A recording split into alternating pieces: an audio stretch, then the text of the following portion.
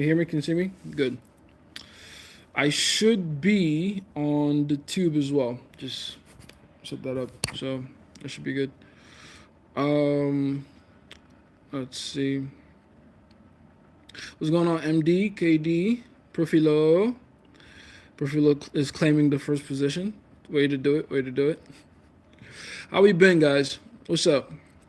I figured it's been a while since I popped in here, and I'm like, if I break my fast today, might as well say hi to you guys.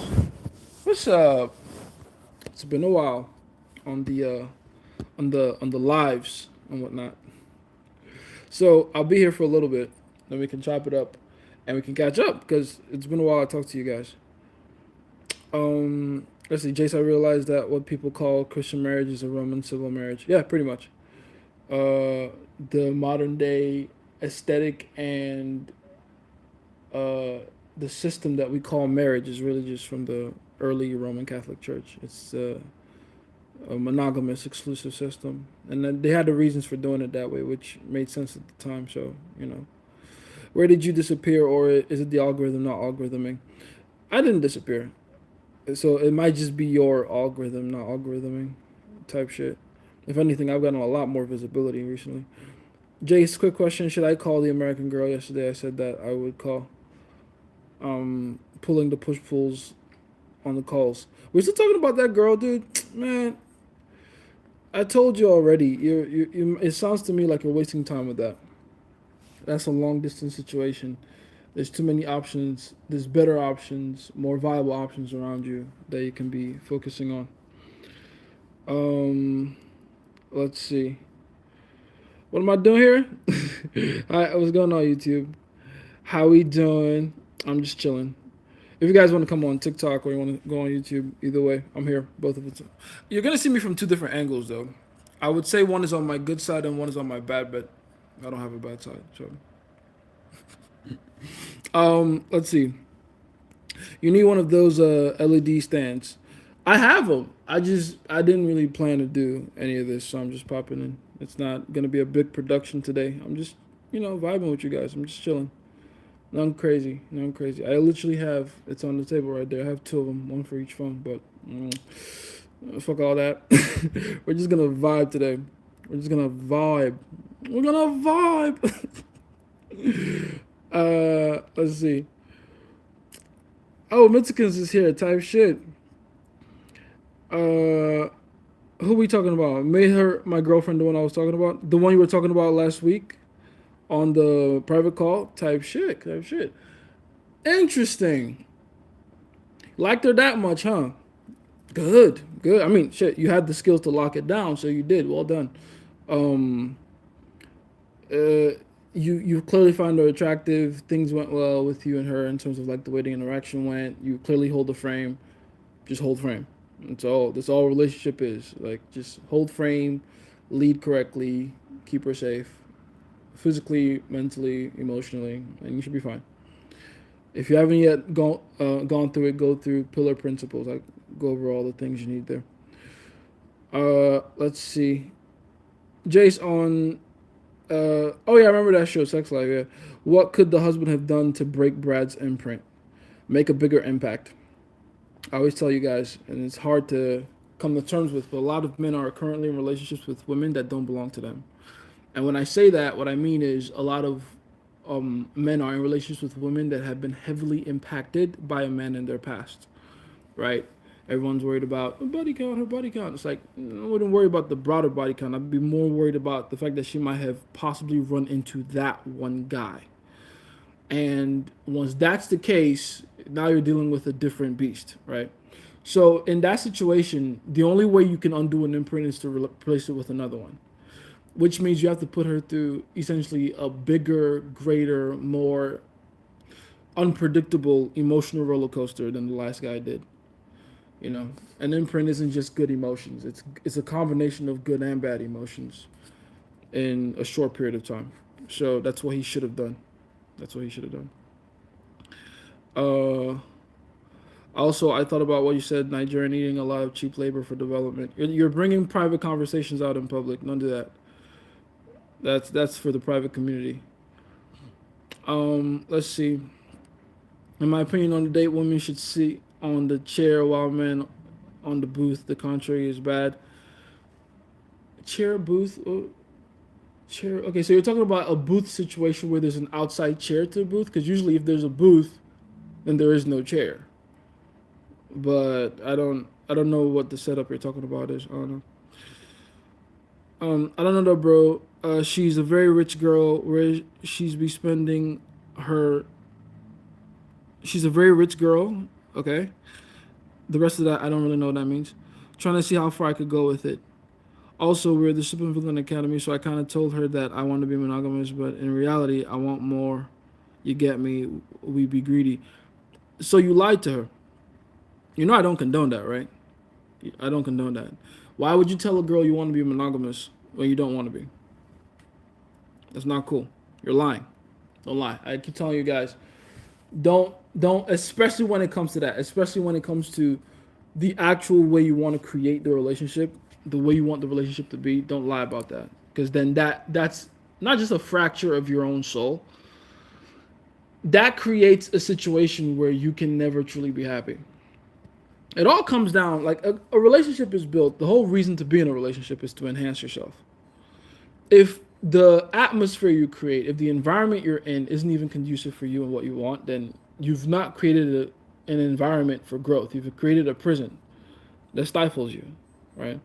So you got to be honest about that. Like, if there's anything to be honest about, it's that.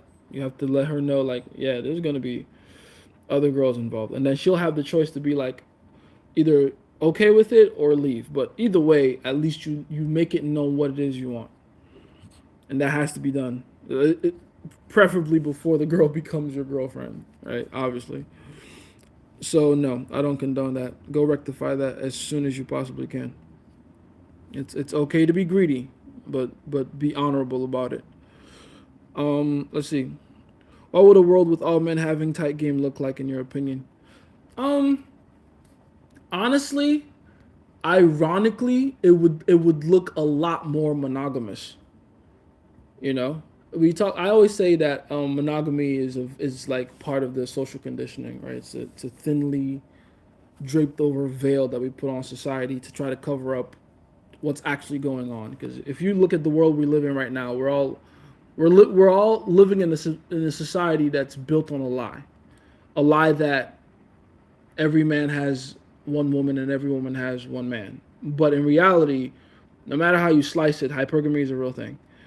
And not to get red pilly on you guys, but the truth is there's about 20 to 30% of men that are seen as desirable by the majority of women, and all the women, whether they like it or not, whether they realize it or not, are sharing these 20 to 30% of men. That's what's going on. So enforced monogamy has failed. It doesn't work. The truth is, behind everyone's back, the girls are still trying to find their way into the good graces of the few men that they actually, respond to, that they find attractive, right? And so if every man had game, what that would naturally do is even that out. Then there wouldn't be husbands getting cheated on for like the pool boy anymore. Like everyone would just be the pool boy. And so competition anxiety goes down significantly. Well, down in one way, up in another. Down as in everyone will know that they have an ability to get someone, but then at the same time, everyone would also be a lot more monogamously inclined because they know the next guy has just as much game. So no one, like guys like me, the reason I can exist, to speak candidly, the reason I can have multiple girlfriends and even to the point where I'm teaching it as a fucking business. I have a coaching business now based off of this skill, is because I'm allowed to be able to do what I can do in the sexual marketplace. Girls do respond to me. I do have these skills. They do work, and they work so well. I teach it to other people, right? That's why I can get away with less than ideal behavior. If everyone else had as much game as me, I would be severely disincentivized to do any of that shit. I would truly have to become like focus on one girl monogamous. You know what I mean? Like think about it from that point of view. Every guy that you fear losing your girl to, if you had just as much of an ability to take his girl as well, he wouldn't be as crazy with his risk taking ability anymore. You know what I mean? So that's ironically the way to get everyone to truly be monogamous is have every guy know how game works. Until then, we live in the opposite world, the world where few guys actually understand what's going on, and every other guy out there is completely clueless, and the few are taking severely, so much of an advantage of the many, and that's how it's going right now. So yeah, that's what the world would look like, and it would be much less fun for me, but honestly, it'd be a much benefit to everybody else. I propose offering a contact to give an oil discount on. Shh, you're talking too much. Sometimes I feel like lowering my tension because I'm attractive, like the girl can barely function, or just get a girl that can actually handle that level of competition anxiety. That's way better. What's going on, man? At the garden, nice bird trim and the cap makes everything look sharp. My G tight shit. Thank you. I have like four of these caps. They're all Puma. This one is the one with the golden icon. I have a black one, and I have a. It's also black, but I think it's like the one is like matte black, like deep black, and then the other is like just sewn in. What's your thoughts on petite women? You made a video saying wouldn't date Jenna Ortega since. Oh, yeah, I still stand on that. By the way, that's why I specifically go for women with this particular build. I don't believe in dating any woman under 5'4". 5'5", honestly, is still too small for me. I really haven't dated a girl under 5'7" in like the last maybe 6 years or so. I prefer tall women because tall women look like women to me. You know, a Jenna Ortega, an Ariana Grande. I don't understand men that date women that look that small because they look like children. To me, at least, you know, every man for his own. I'm not gonna judge people for based on their preferences, but to me, like Jenna Ortega looks like a 12-year-old. I have cousins that literally look bigger than her and are younger than her. Same thing with Ariana Grande. So I like women that look like women, at least for me. If you prefer small women, I'm not gonna judge you too harshly, but again, it depends on what she looks like, man. It depends. A lot of small women don't look like women at all. Um, I had a pastor try to ostracize me for flirting with his daughter, and she's still here. If I had $1 for every time I've had something similar happen to me, it's been a long time indeed. Fish Army, what's up, man? A very red pill of me type shit. It is what it is. Like it doesn't. The people like to dismiss the red pill in totality, and I get that. They've done that to themselves in many ways, but to dismiss the ideology itself is stupid. It's just no. End of the day, the principles are real. Just because you don't like that, you know, a baby can fall off a 8-story building and die, doesn't mean you hate gravity. Gravity's real. Find a way to adjust to it or die. It is what it is. What's going on, Aaron? How you doing, man? Oh, let me go back to YouTube, actually. To YouTube. I think I have imprinted her well with creating positive and negative emotions constantly, as well as being disagreeable and holding frame. I mean, I'm sure you've created like massive investment, but imprints is a whole different level. Give that some time. What's going on, Aaron? How you doing, man? I am here. I am here. Let's see. How to become the most consequential dude in her life again. She's still fucking with me, but I'm not getting as much sacrifice from her as I used to. That means you're losing attraction and respect. You're losing the sauce. You're losing what made her see you as the ultimate guy. I would I would say you're probably looking like you're a lot more comfortable around her. You're not on your P's and Q's anymore. So go do some dangerous shit. That'll usually put some spice back into the relationship. You feel me? Yeah, it's been a minute, man. What's going on, Michael? Risk taking, calculated outcome, independent. Understand mostly everything isn't about you. Type shit. Uh, L last L who's how do you say that? LASZ girl I met was a 5'1" Italian girl. Ugh, too small for me. Way too small. Way too small. Again, I really need to give that context. I'm a 6'2" guy, so a lot of women are very small to me. You know, and I'm definitely if you're 5'3" and you date a girl that's 5'2", I'm definitely not judging that. Like, duh, that's right around where you need to be at anyway. Unless you're ambitious, like like I have a friend that's pretty small, but he only dates tall women too, which is funny. We have the same type, but bro's like 5'5". So it's not like it's impossible. But after reading Genesis 1, realize that it is a sequence theory of creating a self-sustaining biosphere for life. Katie, you're all over the place today, man. ADHD go brrrr. What does it indicate when a woman says she thought about you for months after separation? I mean, she missed you. It's really that simple. Pretty much it. Um, it would also make her either a hypocrite if she's the one that initiated leaving you, or a saint if she is the one that got dumped. At the same time, though, what does it say about you that you're trying to figure out what that means? You know what I mean? Like if a girl tells you, "I thought about you after months of our separation," and then you're like, "What does that mean? What does that mean? What does that mean?" That means there's still a lot of emotional investment on both your sides. So do with that information what you have to. Okay. Um, let's see. I'm glad you're back, man. Sincerely, I'm at her place right now, but if you're willing to speak about it on the call, nah, probably not. I swear the universe always sends me to your lives at the most random times. Haha, type shit. What's going on? Oh shit, that's Azul. What's going on, man? Yeah. Let me know though. I might not be willing to be on a call with you, but definitely type shit out. Let's go. Let me hear what's going on. I want like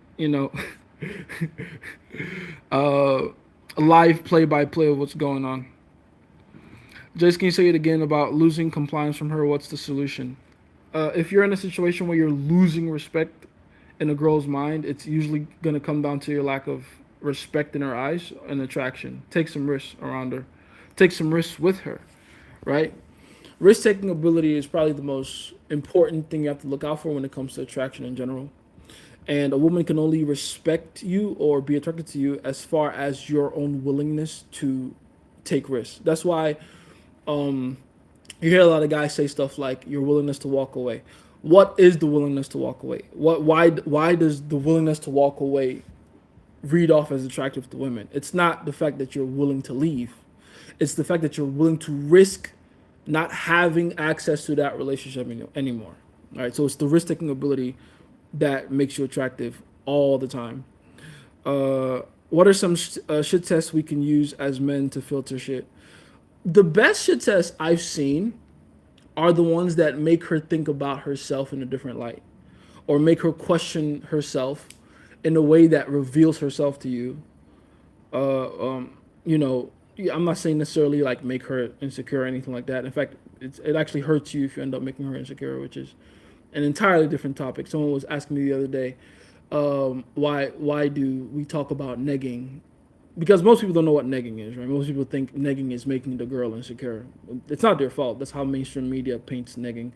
But in reality, making a woman insecure like doesn't benefit you at all. When women are insecure, they lack confidence. When they lack confidence, they're not as willing to take risks with you, which is what you kind of need women to do when you meet them for the first time. If you know what I mean. Anyway, I digress. The point is, the best shit tests to give women are the ones that make her really sit down and think about things and qualify herself to you. That's really what a good shit test will do. So a good shit test, like when I always ask, I tell you guys to ask her, what's your relationship like with your father?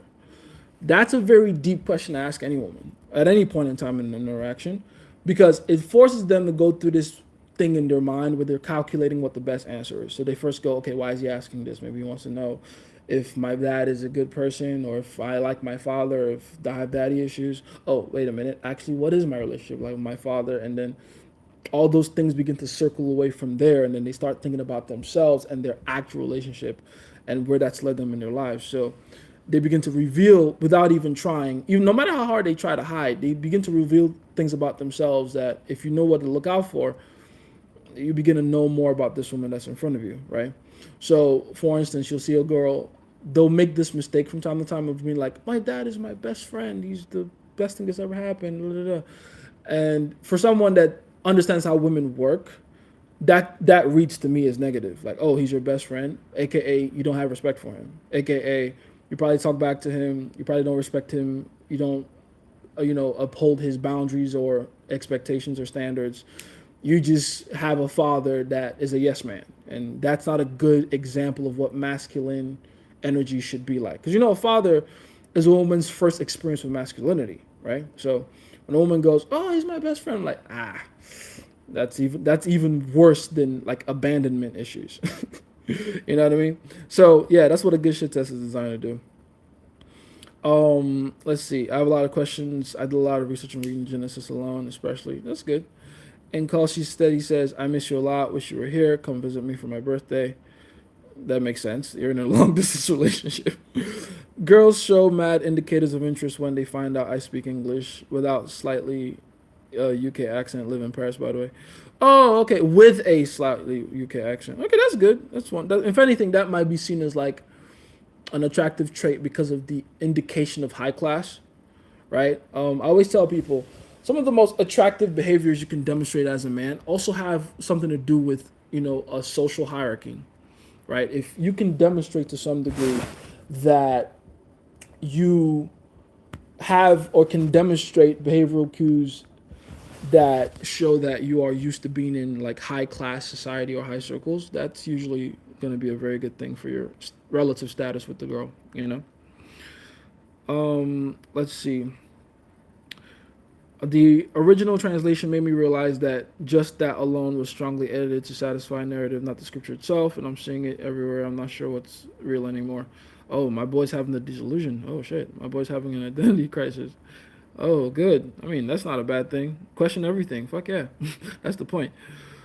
Seems like they just like the new foreign unknown. I saw I can play the fun experience that won't last. Yeah, you can be the temporary fling if you want to play into that for sure. Um, but even on top of that, you don't necessarily have to play it that way. You can genuinely just be the different guy, which is always cool. What are signs a woman thinks you're too good for her? Self rejection, auto rejection. It's probably the biggest sign. Getting offended at everything you say, which whenever I say auto rejection, people don't know what that looks like. So let me tell you a few signs to look out for. Getting offended at everything you say, looking for any and every opportunity to pull away, back off, try to preemptively reject you, especially if you hear women try to reject you for like the smallest things. Like if a girl gives you interest or indicates some interest or is even willing to reply to you in person, over the phone, whatever, and then out of nowhere she comes up with some dumb excuse like, um, you use an Android and she uses an iPhone, or your schedule is too packed and there's no room for her, anything like that.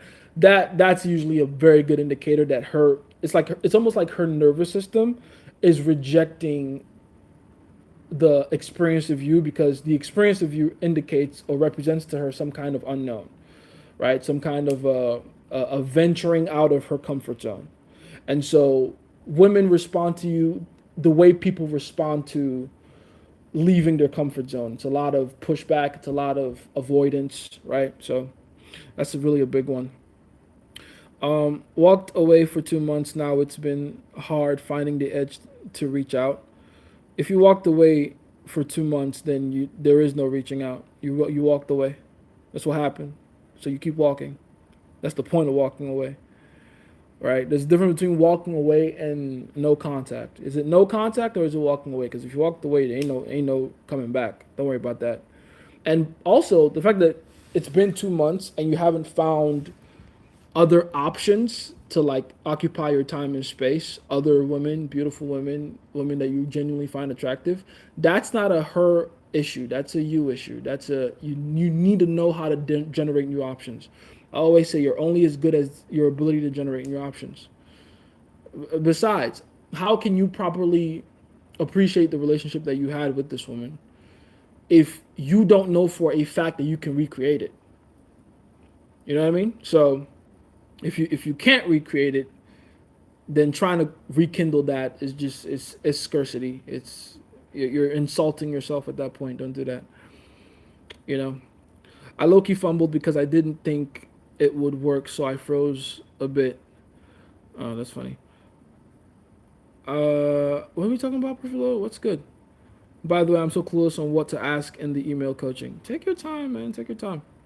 There's a girl that gets offended about everything I say. I kind of see it as a challenge to game her, which it's not much of a challenge. All you got to do is be nicer to her. The thing about dealing with women with very, you know, low self-esteem with high levels of insecurity is you just got to make yourself less dangerous, less masculine, less unpredictable. Which, if you're a guy like me, that's a lot of unnecessary work. I'd rather just deal with a girl that can handle the level of competition anxiety I represent. I'd rather deal with a woman that isn't scared of a man that can leave her.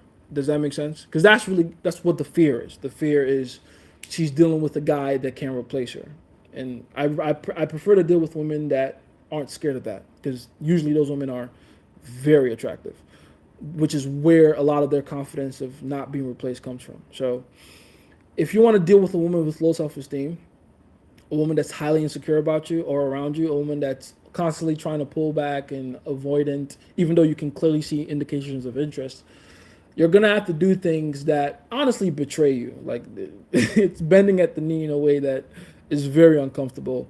Ain't nobody got time for that. You know what I mean? It's just weird. Don't worry about all that shit. It's a lot of concessions.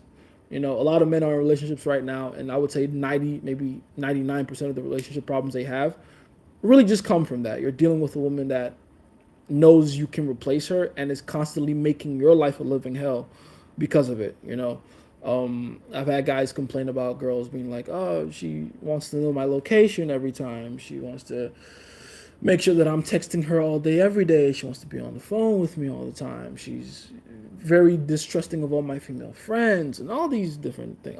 All those things come from a woman that knows you can replace her and is constantly trying to find ways to get you to change who you are and how you present yourself and how you behave to make her feel better. It's a lot of work, a lot of unnecessary work. It's the most unnecessary work you can ever undergo because these women are, by their nature, not worth that amount of work. Does that make sense?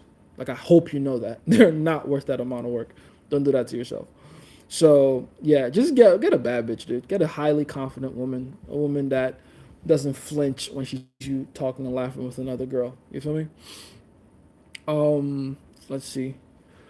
I leave her on red and call whenever I feel these days. Should I just increase tension if I want the desired attention? Huh? That might be a different thing entirely. My bad. I leave her on red and call whenever I feel these days. Should I just what? I don't. Your message cut off from there. By the way, I have a very smart 200 IQ idea type shit. I like those ideas. Let me hear it. Give me a second, guys. Let me go back to YouTube. What's up, YouTube? I gotta catch up with you guys. What's going on? Let's see. I swear the universe always. Oh yeah, I read that one. What's next for you? What projects you're working on? Can't tell you. Is getting earrings and an eyebrow slip or piercing, etc. Even the fact that she would hate it and literally cry for you not to get it, but then do it anyways. Increase attraction. It increases attraction, but in the violent way. If your girlfriend says, "Don't get an eyebrow slit," or "Don't get piercings or tattoos," and you go get it anyway, one, massive attraction because clearly you're your own man. She can't control you, which is always a good thing. Though, in the short term, they'll act like it's a bad thing, but they like that's the man they want. They want a man they can't control, so that's a good thing. With that said, though, the reason she's trying to get you to not do those things is because of what we were just talking about. Low self-esteem women with high levels of insecurity. She knows the moment you do those things, your your SMV goes up, your attractiveness to especially other women goes up, and she doesn't want that competition. Now, if you were dealing with a higher self-esteem girl, she wants that. She wants you to look better. She wants you to be better. She wants to put you in better clothes. My girl has been trying to get me in fucking slacks for the last year. I don't like slacks. I refuse to be those fucking Miami white boys. That's not me.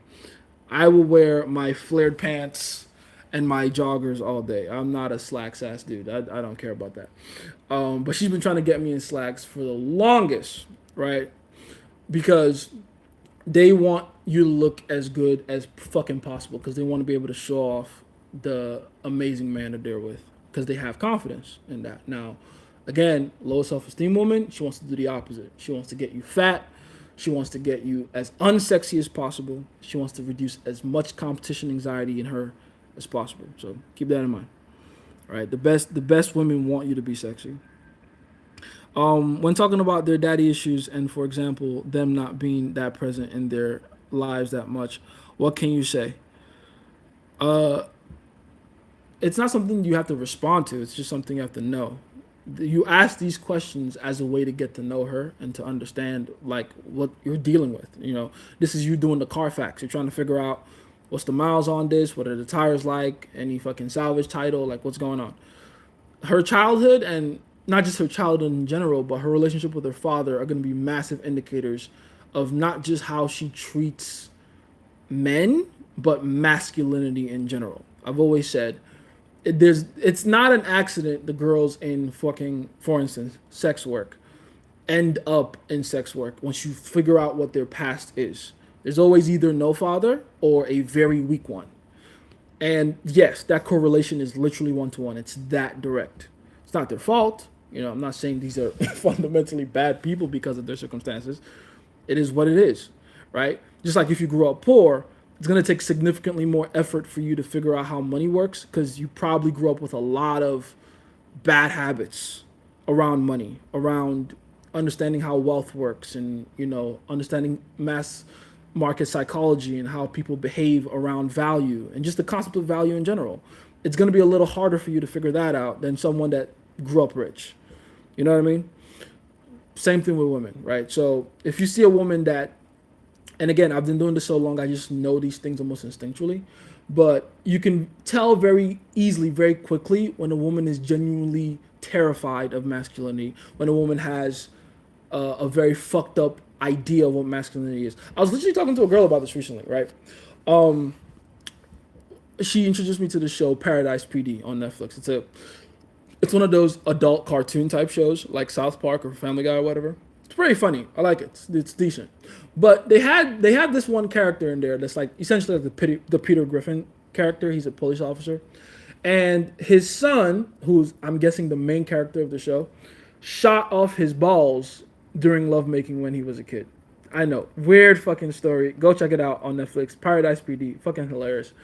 Um, I'm watching Captain Fall right now on my free time. That's I think is a slightly better show, but Paradise PD is fucking funny. Anyway, this guy lost his balls due to that freak accident, and he now has to use testosterone patches for the rest of his life to have like some testosterone because he has no balls to produce them anymore. Now, there's a running joke in the show where if he gets angry enough or if he wants to have as much anger as possible, he puts as many testosterone patches on his arm as he can, on his arms as he can. And the more, the angrier he gets. Like he turns into like the Red Hulk, right? And I was watching the show and I'm thinking to myself, that's so wrong. That's so wrong. So when I finally got around this person, this girl, I asked her like, why does the show do it like that? Why the testosterone patches creating more anger in him? And she goes like, testosterone, grr. And in that moment, I realized, oh shit, this girl, yeah, she doesn't understand how testosterone works. And shit, if we're being honest, most people don't. Most women, especially, don't understand how testosterone works. They think testosterone makes you angrier, makes you more aggressive. But anyone that actually understands how testosterone works will tell you it makes you calm. It makes you peaceful. It makes you chill. It makes you centered. It makes you focused. It removes distraction completely and gets you to just hyper focus on one thing and one thing only. It's a very forward leaning, assertive kind of energy when you have testosterone coursing through your veins. But to anyone that doesn't understand how testosterone works or has had very bad examples of what they think testosterone is, testosterone just looks like violent aggression, right? Anger in the wrong direction. And so a lot of women that didn't grow up with a father have that kind of mindset. And so any inkling of masculinity, of a man being in their presence, there's like this visible fear that they have around it. There's this visible, they begin to adjust themselves. There's a discomfort around it because they don't actually have a good understanding of how masculinity works. Like, what's fear? The belief in the unknown, right? The confusion around something you don't know. And so these things affect the way she treats men and the way she shows up in relationships and the kind of relationship she ends up having because of all her little misconceptions about how masculinity works that she's gotten all the way from her childhood. You see? So these things matter, man. These things fucking matter. If you don't, find out how these things work in these women's minds, you're gonna end up with women that are just gonna make your life a living hell. And honestly, it's not your responsibility to fix all that. I mean, sure, if you want to make a project out of one of these women, sure, but I wouldn't recommend it in the long run. You feel me? Let's see. I speak both fluently just for context. What are we talking about? Speak both fluently. Yeah, the girl always does say, though, that please don't leave me after. Oh, that's so funny. That's entrapment, by the way. If she says that specifically after you get busy with her like that, she says, please don't leave me. That's her trying to manipulate you, my friend. She's trying to coerce you.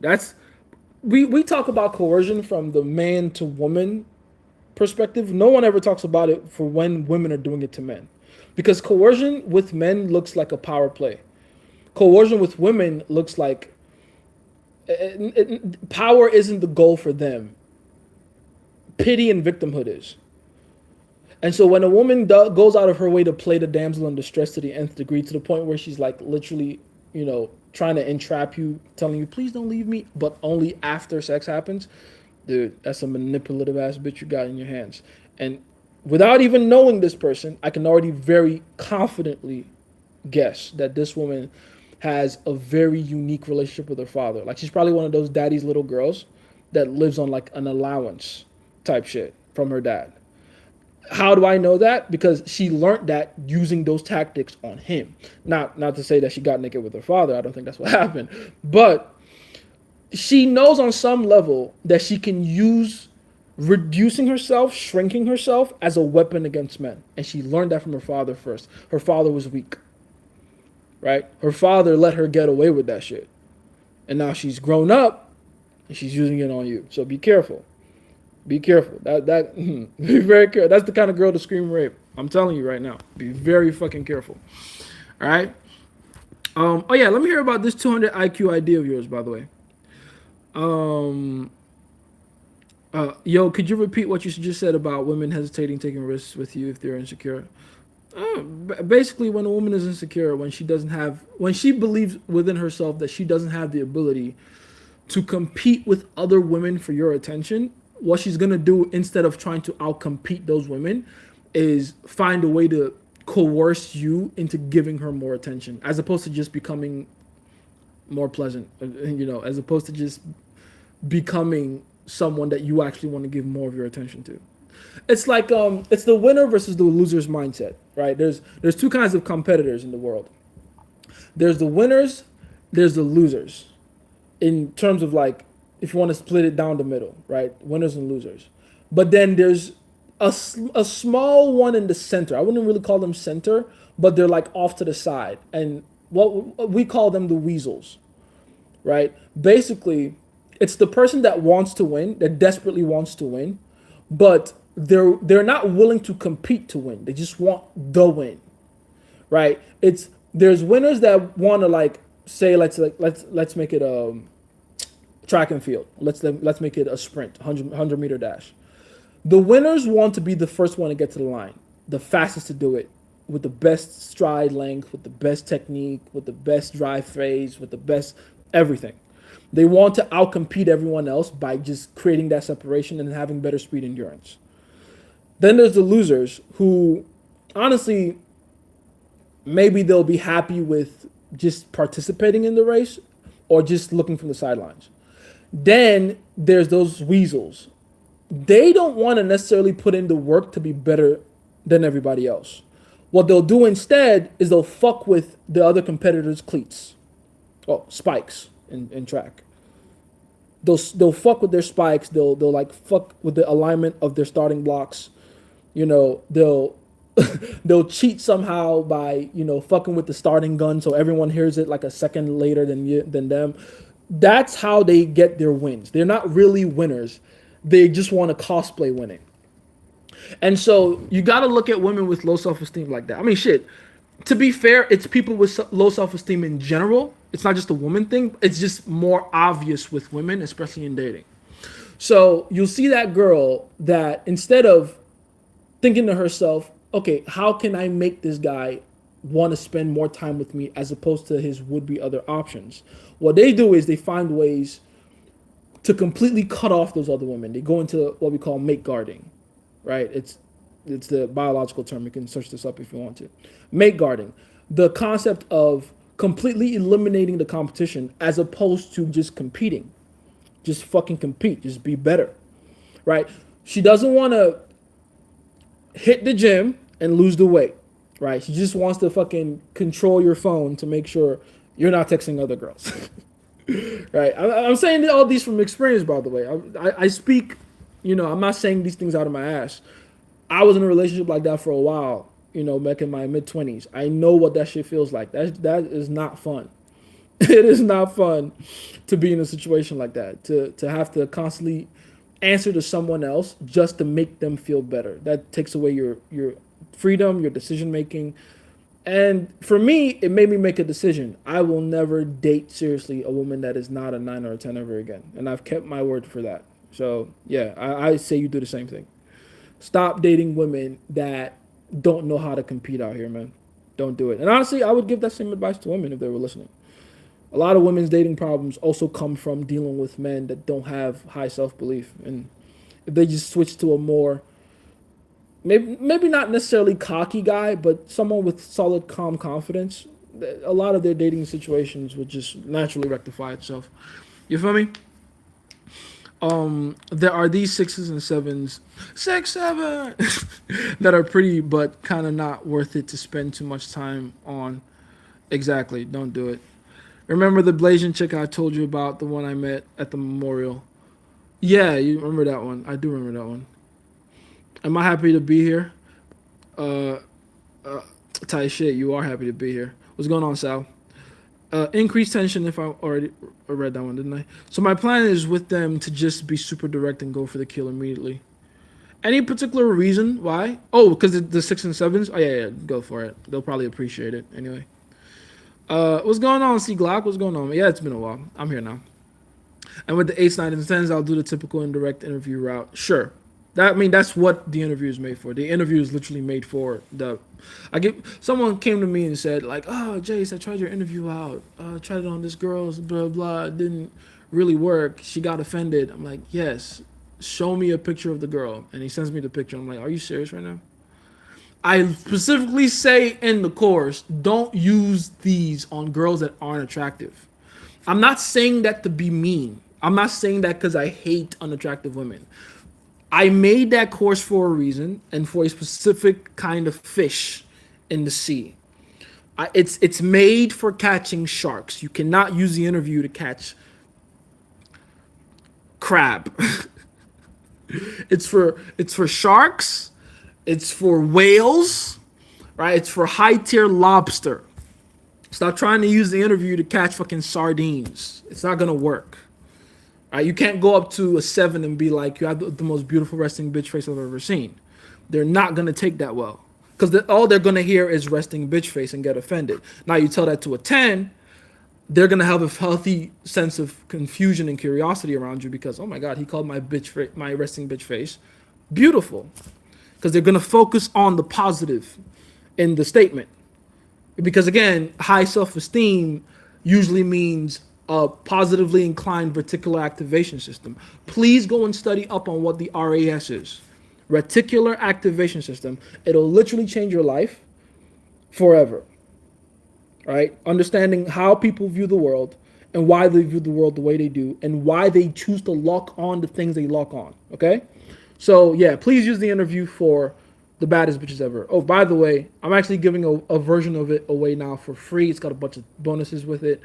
If you do not have the interview, this is your chance. Go get it right now. Link in bio.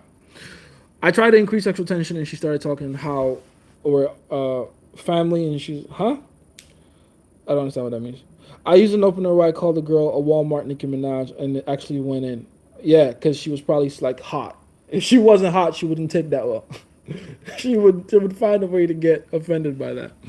Bro, please, what do I do if she copies me in every In every what? Angle, angel, like how I talking to. If she's copying you, that's a good thing. That's not a bad thing. Why are we complaining about it? That's what's supposed to happen. A woman's natural inclination when she meets a guy she likes is to become him. Don't freak out when that happens. That's supposed to happen. That's fucking stage 4 of the process. Become like you. Still your lingo, still your cadence, your flow, your rhythm, hell, your fucking clothes if she can, right? I've spent way more money on hoodies since 2019 than I've wanted to. Trust me. That's how this shit works. Uh, first seeing you live, first time seeing me live type shit. Yay! Algorithm is algorithming. Bro, how did you answer my question before I even asked that question? That means we're on the same wavelength. That's a good thing. That's a wonderful thing. You're supposed to be here. That's a sign, man. You're supposed to be here. Well done. How you doing, vibes? What's your advice with guys with identity issues stemming from childhood loss, abuse, and abandonment? The thing about identity, and this is one thing people don't seem to understand, is identity only happens when you have complete alignment. A lot of people think that alignment happens before identity, but in reality, the identity shows up after the alignment is made. So you have to think about those things that you're holding on to from your past as abnormalities within the entire line of you, right? I'll give you an analogy. Let's say you want to start a car. For that car to turn on, whether you want to push the button or turn the key, right? Whatever kind of car you're used to. For that car to turn on, for the engine to start and be revving up and all that stuff, a bunch of different systems have to be in place in the correct order for that phenomenon to take place. So the ignition process with the spark plug, with the I forget what they call when those two things touch and the thing happens, and then the battery has to have some juice in it, and then the alternator has to kick in, and then the pistons have to begin to fire in a particular rhythm, to convert all that electrical energy into mechanical energy, right? All these things have to happen in the direct sequence in the perfect way for the car to start, for the car to move, right? If even one of those things, for whatever reason, is out of whack, then the entire system fails. The entire car stops. Your alternator might be good. The ignition point might be okay. You might have just replaced the spark plug, crankshaft, all that good stuff. Serpentine belt, whatever. But if the battery is lifeless, car is not starting. Car's not starting, right? Okay, cool. The same thing kind of works out with your identity. Now, your identity is different parts. It's a few parts linked together. There's the physical, there's a spiritual, there's a psychological, and you can add in the social if you want to put that in there. Obviously, that's just you, but the way you present yourself to other people. But I would say the three major ones by far, the biological is also in there, so that's the physical. So the physical, biological, the mental, psychological, and then the spiritual. That's the intuition part of you, the part of you that operates in the unknown, unseen realms, right? The 4D, the 5D, 6D, those things. And all those different parts of you, sorry, I dropped YouTube.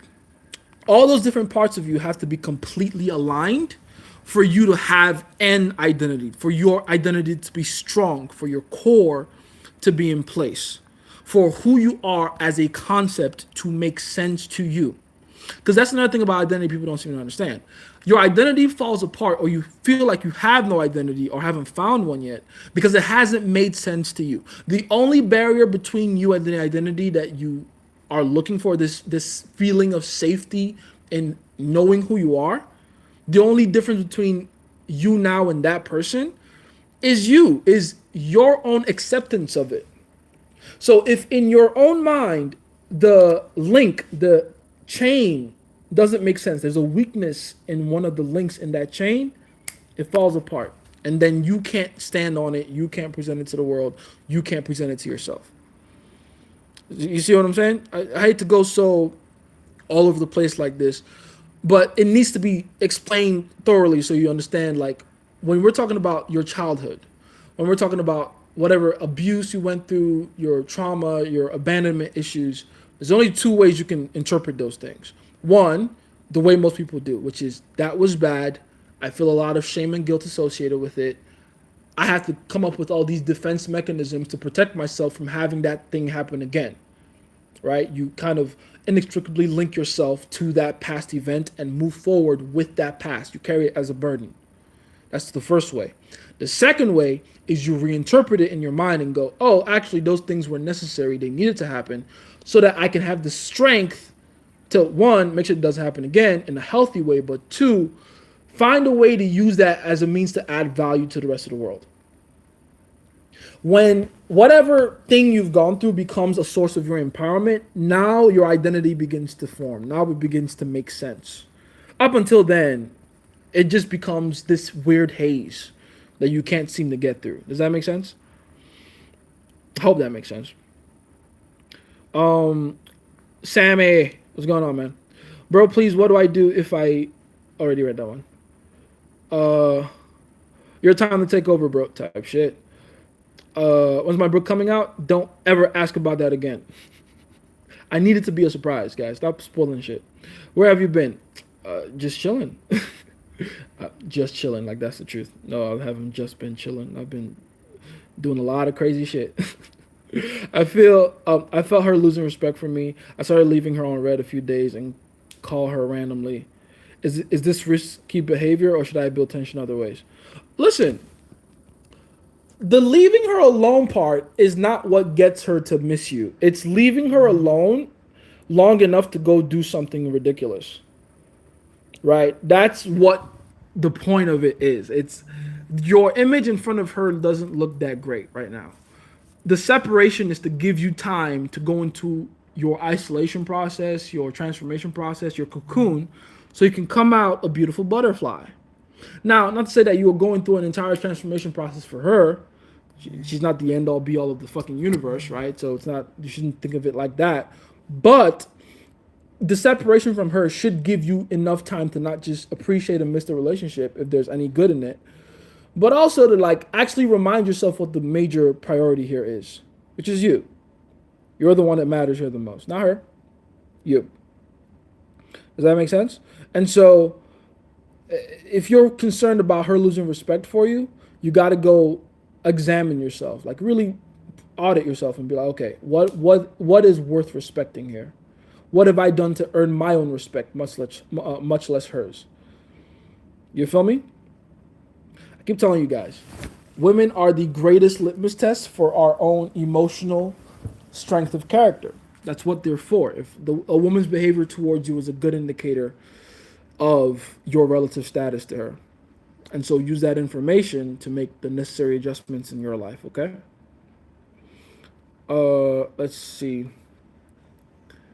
By the way, Jace, I finally paid off the huge amount of money I had to pay. Well done. Been taking the money lesson seriously, huh? Very good. I keep telling you guys, the making money part is the easy part. Trust me, once you start doing it, it's... Anyway. So, Jace, you don't care about looks maxing? Is that because you look good already? Oh, thank you.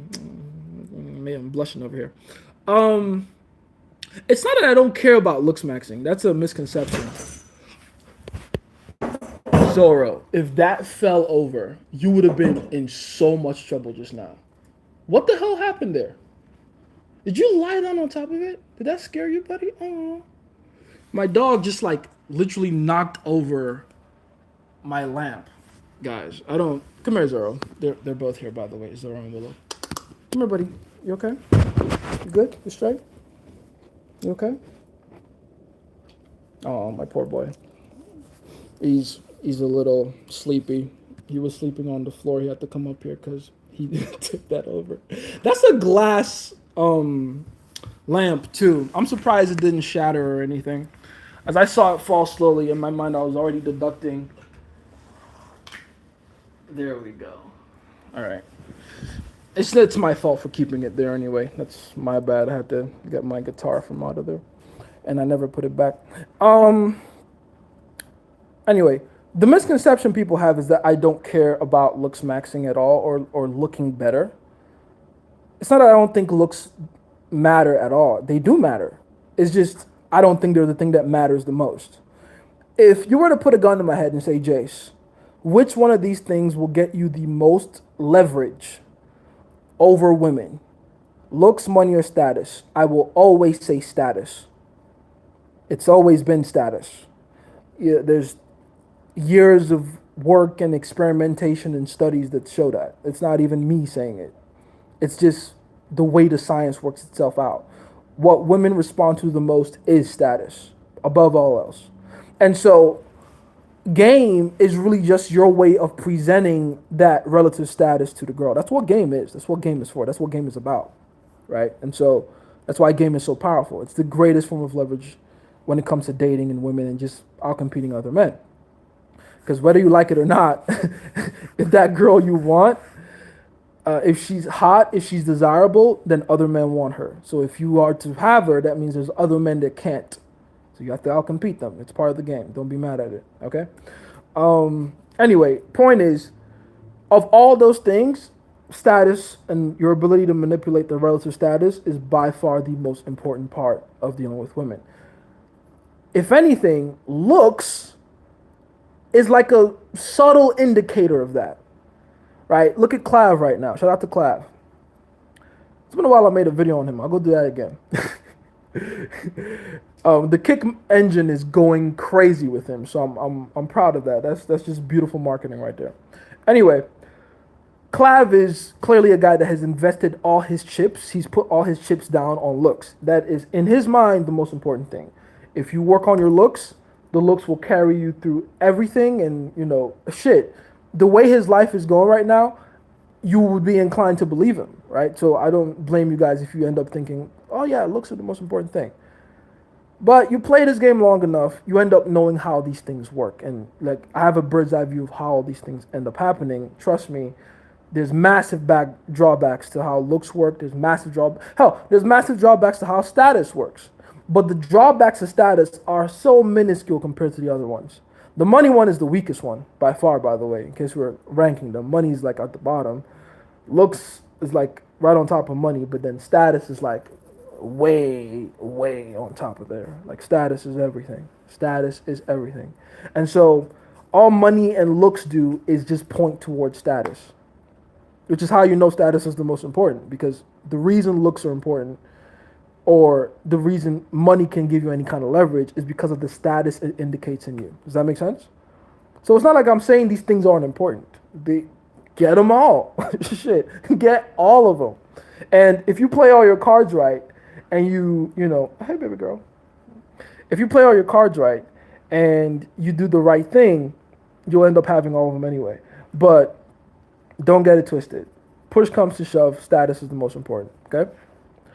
So yeah, that's my permission to you. If someone asked me in my DMs a while ago, like, does that mean I shouldn't like bone mash?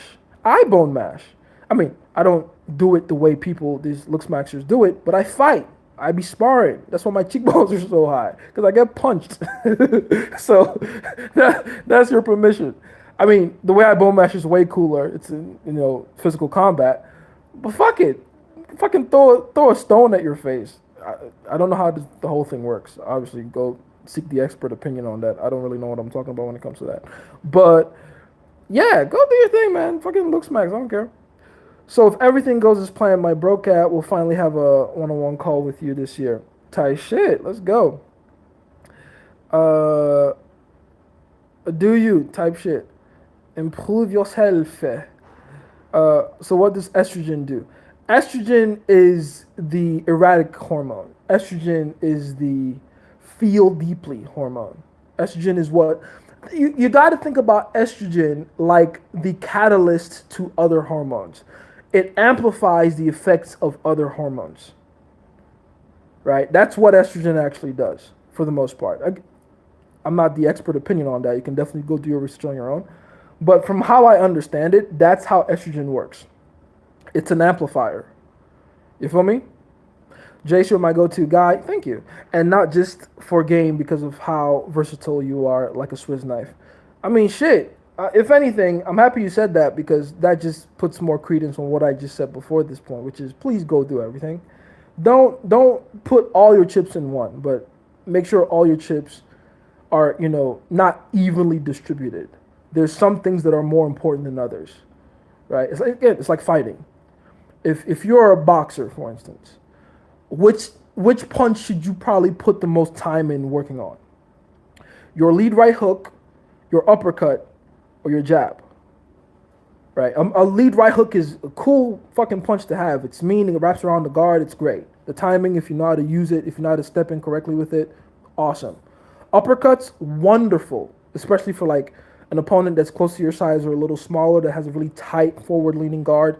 Excellent. You know how to open up the guard, you can put something in there, step on the outside, keep that outside foot positioning, leave an uppercut as a parting gift. Wonderful. But nothing is more important as the jab in boxing. So if you had 100 hours in a week to spend training all these different punches, fucking put 80% of those in jabbing alone. Using your jab, working your jab, using feints with your jab, setting them up, you know, gauging distance, creating shortages, positioning yourself correctly, hitting your target as accurately as possible, knowing how to shoot a 20% jab, 50% jab, put a little more spunk behind it, step in jab, being defensively responsible after the jab. It's the most fucking important punch you can put all your fucking attributes in. Does that make sense? So yeah, definitely put more time in that than any other punch. Work on your game. Work on your game. Instead of improving herself, she tries to make you stay on her level or regress. Exactly. Great way to put it. Thank you. That's what we're talking about. Insecure women for sure. They drag you down. Crabs in a bucket. Oh, look at this baby girl. Isn't she just the cutest thing? Look at her. Look at her. She's so cute. Look at her, guys. She's just the cutest thing. Look at her. You're so cute. She's adorable as shit. I like her a lot. She just be chilling with me like this most times. Where was I? Oh yeah. Let me see. I want to know how to nail an asylum interview. Any psychology tips? Tell the truth. That's the ultimate psychology. Okay, you gotta always think whenever it comes to all this immigration related stuff, and obviously I'm the person to ask. Nigerian immigrant here. When it comes to anything immigration related, you always have to think about it from the point of view of the American government. What do Americans or the American government in particular want, and are you equipped to provide them whatever that value is? I was talking about this with my tax guy the other day. The tax loopholes that everyone is mad about people taking advantage of, they're not really loopholes. They're literally what the tax code asks you to do.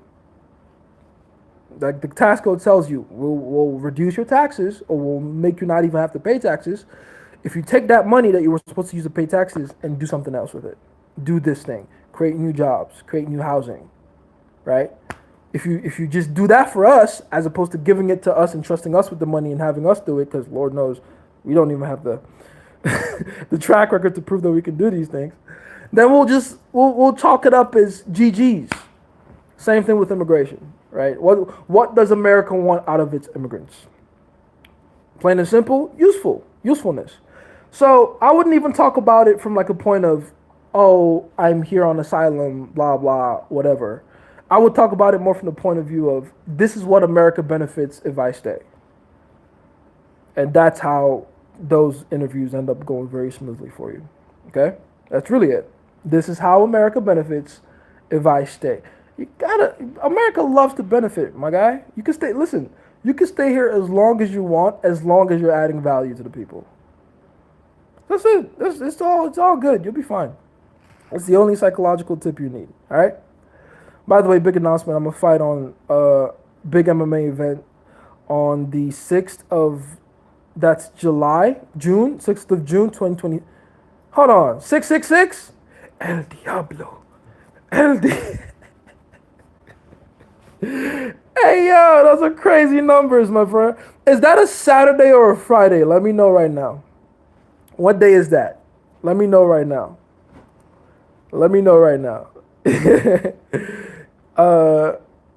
You heard him, guys. He made the interview for me. Tight shit.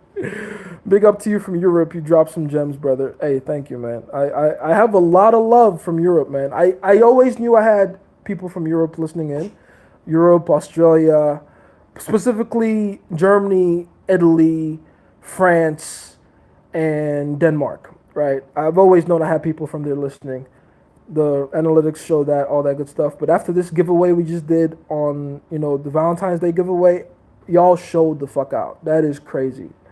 I had to translate some of your emails to English from Dutch, which low key I'm sad about because when I was a kid, I swear I feel like I used to speak fluent German, fluent Deutsch, right? It's one of those things where you don't practice the language anymore and you forget it. I wouldn't say it was fluent to be honest, but I used to visit my dad back in Holland when I was like 6, 8 years old. So we'd go over there. I'd watch cartoons, but instead of in English and Dutch, and I'd pick it up a little bit from there. But shout out to y'all, man. I fuck with y'all. I love y'all. Shout out to Germany. I got a lot of love from the one city in Germany that I was like, this I experienced something bad when I was a kid here. I'll never go back here. But after the kind of love I got from you guys, fuck it, I'm going back to Frankfurt. I'm coming back, baby. I'm coming back. I love Frankfurt again. It's been fucking how many years? Like 2 decades, more than 2 decades. But Deutschland. Fucking love Frankfurt again, baby. Let's go. How much time do you have you spent studying neuroscience like default mode or reticular activation system? I've been at this now since I was pretty much 18, 17, so quite a long time. Over a decade. Over a decade. Um, I pretty much only used a lot of it for game and game related stuff up until I was like maybe 24, 25. I began to branch out into other realms of endeavor after that point. And then, ironically, shortly after that is when the opportunity to be the pickup scientist presented itself. So I said, oh, cool, I'll go with that. Might as well do that. I've been doing that for years. I don't know what it is, but I do have a hard time approaching, and I think that's the easy part. It is the easy part once you do it enough times. The reason you have a hard time approaching is because you still feel guilt and shame associated with it. It's the same guilt and shame you have associated with like not wanting to post a video on social media or not wanting to knock on that first door to make that first sale. It's the jitters you have from embarrassing yourself, the fear of embarrassing yourself, the fear of making mistakes. But more importantly, this weird feeling you have that you're not adding any value. The guilt you feel, the shame you feel is a natural response to you feeling like you're not actually benefiting the person you're trying to talk to. But if you can reverse that in your mind and realize that that girl's life is better, that woman is better off for having gotten to know you and meet you and experience you, then all of a sudden, not just the confidence to talk to her will come out of nowhere, but you will know how to approach that conversation without cowering away. You will post that video without feeling like, you're just trying to get views as opposed to like you're adding value. You're helping someone, you know? You're making someone's day if it's comedy you want to do or whatever. So switch the mindset up. It's not that you're trying to get something, it's that you're trying to give something. And when you're trying to give something, you're not embarrassed when people tell you no. Like if I told you go to 100 different people and ask for $1, that comes with a degree of shame as opposed to if I said go to 100 different people and offer them $1 or offer them $20. All of a sudden, it's not spare some change. It's here, $20. And if they go no, you don't go, they didn't take my $20. You go, they're lost. That's free fucking money they said no to. They're fucking lost. You feel me? So yeah, that's how you approach that. Okay. How important is status and social status in getting women? If you had nothing else and nothing but social status, you would just it would be too easy to get women. Like put it like this: you could be ugly and short, and broke as fuck, but if you walk into the bar, and everybody there knows you, everybody. I'm talking the bartenders, the fucking burlesque chicks performing, the fucking the servers. Everyone is like, "Hey, what's going on?" At the door, the bouncer is like, "Oh, yo, what's going on?" And he just lets you through. And then you walk in, and everyone's like high fiving you, and they're pointing at you. "Oh, what's going on?" All the girls there that don't know you automatically become curious about you. You're short, you're ugly, you're not their type, you're broke as fuck. But everyone fucks with you. Immediately they gravitate towards you. It's that powerful. It's that powerful. I've never seen anything work better at getting women and women's attention than social status. Nothing. Looks, you get looks. Money, you get some, oh, what's going on? Hi, buy me a drink. You get that. But social status, that's when you see weird shit like bitches like damn near getting into fights over who gets to talk to you next. And they don't even know your name. Now they're looking for weird ends to talk to you with. Like, who do I know that knows this guy? Because clearly he knows everyone, so all I got to do is befriend one of these people. Hey, introduce me to your friend so-and-so, the short, ugly, broke guy over there. Yeah, introduce me. Social status is a powerful thing. Powerful thing. It's a way bigger, way more important currency than money. Way bigger, way more important currency than looks. Does that make sense? Yeah, it's that important. That's why game is such a fucking unreal superpower. Because game is what allows you to have that walk into the bar and everyone knows you effect, even though it's your first time being there. With game, you walk into a bar, you befriend the bartender, the bouncer already likes you because of how you are able to add value to him, because game teaches you that. You know how to interact with the burlesque girls, you know how to interact with the strippers if they're there. You know how to interact with all the other girls you might not necessarily find the most attractive, and know how to get them to move around you in such a way that one, makes you look amazing, but two, actually benefits them too. So by the time you get in front of the girls or the group of girls that you actually want, just imagine this scenario. You're talking to a girl, and every 3 or 4 seconds, someone brushes past you. Hey, it was nice to meet you, Jason. Hey, what's going on, Jason? I fuck with you, man. You walk into a bar, and everyone there's like cheering when you get there. That's an incredible superpower that for the rest of the night while you're there, every girl is like whispering and looking over at you, and they're trying to find excuses to come talk to you. It's unreal. It's insane, right? And I've been doing this for years. I'm still not over it. I will never get used to that shit. It's so cool. So yeah, that's how important it is. Okay. Let me go back to YouTube. I know I haven't been on YouTube in a while. Sorry, guys. Oh, my bad. Let me grow. Damn, I'm way behind on YouTube. Speak both fluently. It goes. Okay, you didn't see the message above what I said there. What I did see the message. You speak both fluently for content. Okay, hold on. You asked me about what projects I'm on, but then you didn't. There's nothing else, and then after that, it's I speak both fluently just for context. Is there something I'm missing there? My bad. Shit, bro, you got me concerned. That's exactly how she grew up, daughter of a billionaire. So what should you do to be careful? Oh, so my read was correct, right? She's a daddy's little girl. Man, that's gonna be a tough one, my boy. I ain't gonna hold you. Daddy's little girls, some of the most ill-behaved women on this planet. When a woman gets a father, when she's blessed with a father that's both rich in resources, which is a wonderful thing. That's what every girl deserves to some degree. But then also that father happens to be weak to her, especially. Yeah, that's a bad combination. That's a bad combination because think about it. She's been trained her entire life to see men as her personal slaves because that's what her father allowed. So you got some work to do. First things first, get very good at telling her no. That's gonna be a new word for her, right? She's not gonna be quite used to that one, right? She's not used to hearing that. She doesn't even know what that word means, right? But my bad, I'm trying to plug in the other phone. It's about to die.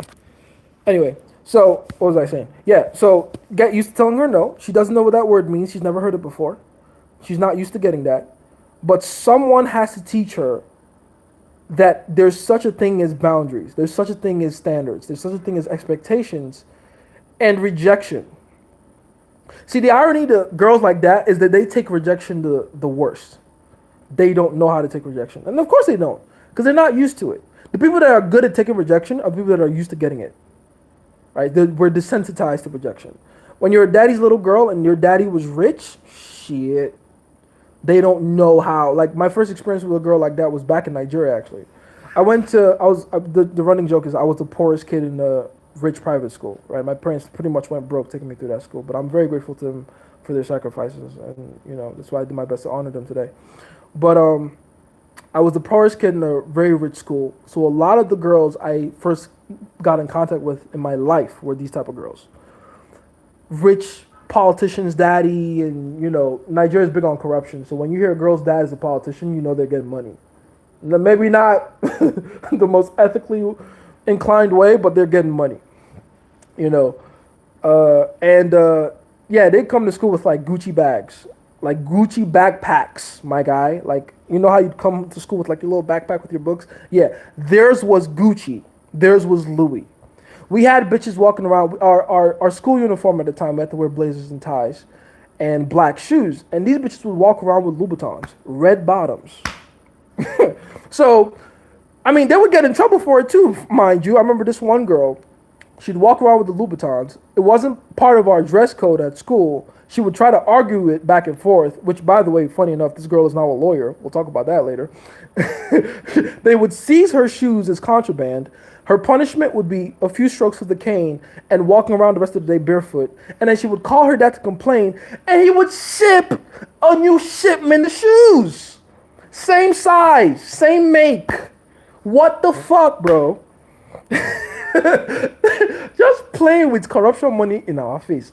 Anyway, dealing with these girls is always interesting because they don't know how to take rejection. And so it almost feels like if you're the man in their life, and this is the irony to it, if you want to last in these women's lives, if you actually want to become consequential, you have to be the guy that tells them no the most from the jump. Or else you end up like every other boyfriend they had that just told them yes till they milked them dry of every yes they could get and then threw them to the side anyway. Right, that's the fate of every guy that decides to be a yes man for these girls. You last about 2-3 months and then they get done with you and they throw you away. So if you want to get used to being with women like that, get used to saying no. A lot more often than you're used to saying no to just about anyone else you've ever met in your life. Okay? Get ready for that. Get ready. Oh, I gotta go back to YouTube actually. I was saying I live in the Netherlands where they speak Dutch. Oh, tight shit, that's true. But I feel more natural running gaming English. So I was asking if I should just do that since Dutch is kind of a stiff language. Oh, please.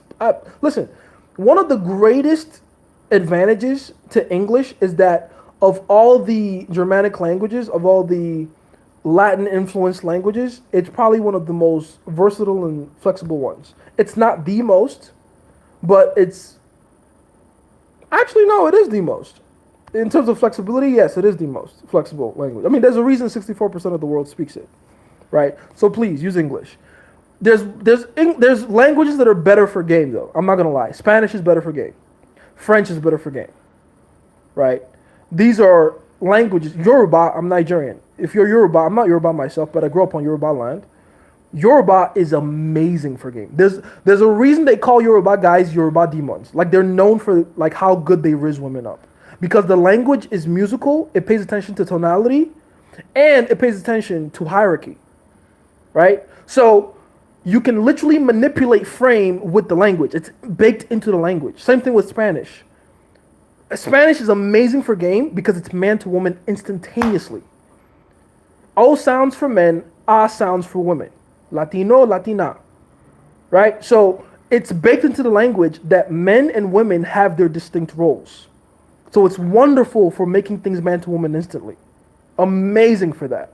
If you can speak Spanish, use Spanish as much as you can. In fact, don't even speak English. Speak Spanish in your head and then find a way to directly translate that into English when you're talking to girls.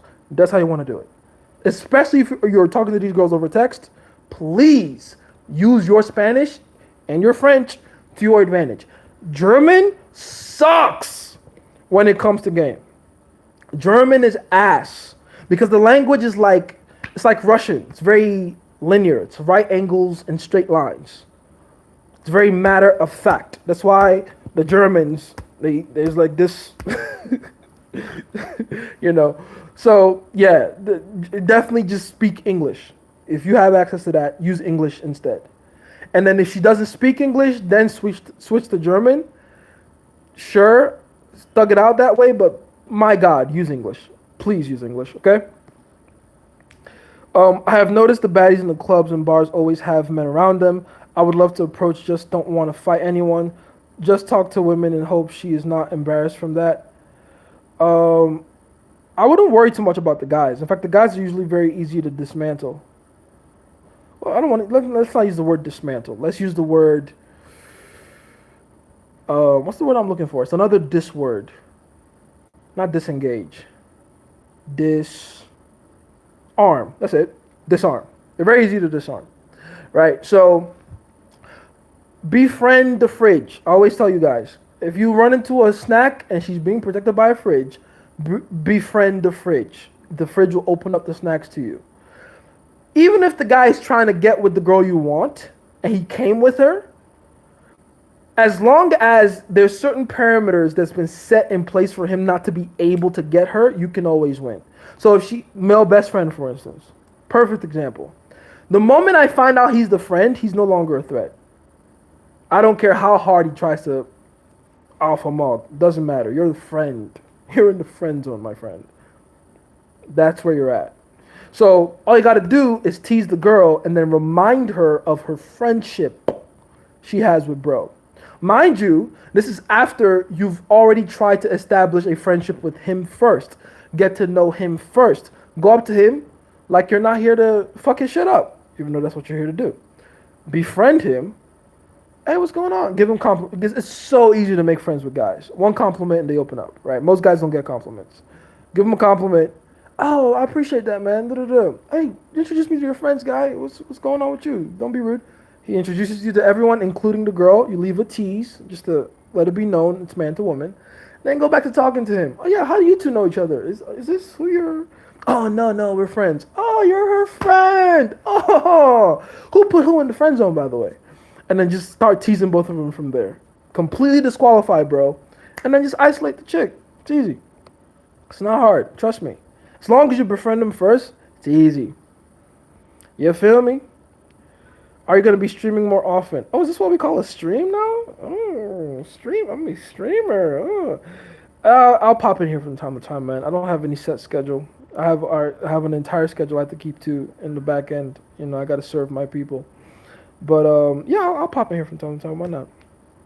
Side question. What do you think I should say when asked why I'm not speaking Dutch? Just be honest or tell her some other high-value story? Oh, actually, that's a good opportunity for you to be, like, super push-pulley. Like, you can literally say something very aggressive like, oh, yeah, German sucks. And then say it in fluent German, which will fuck them up even more.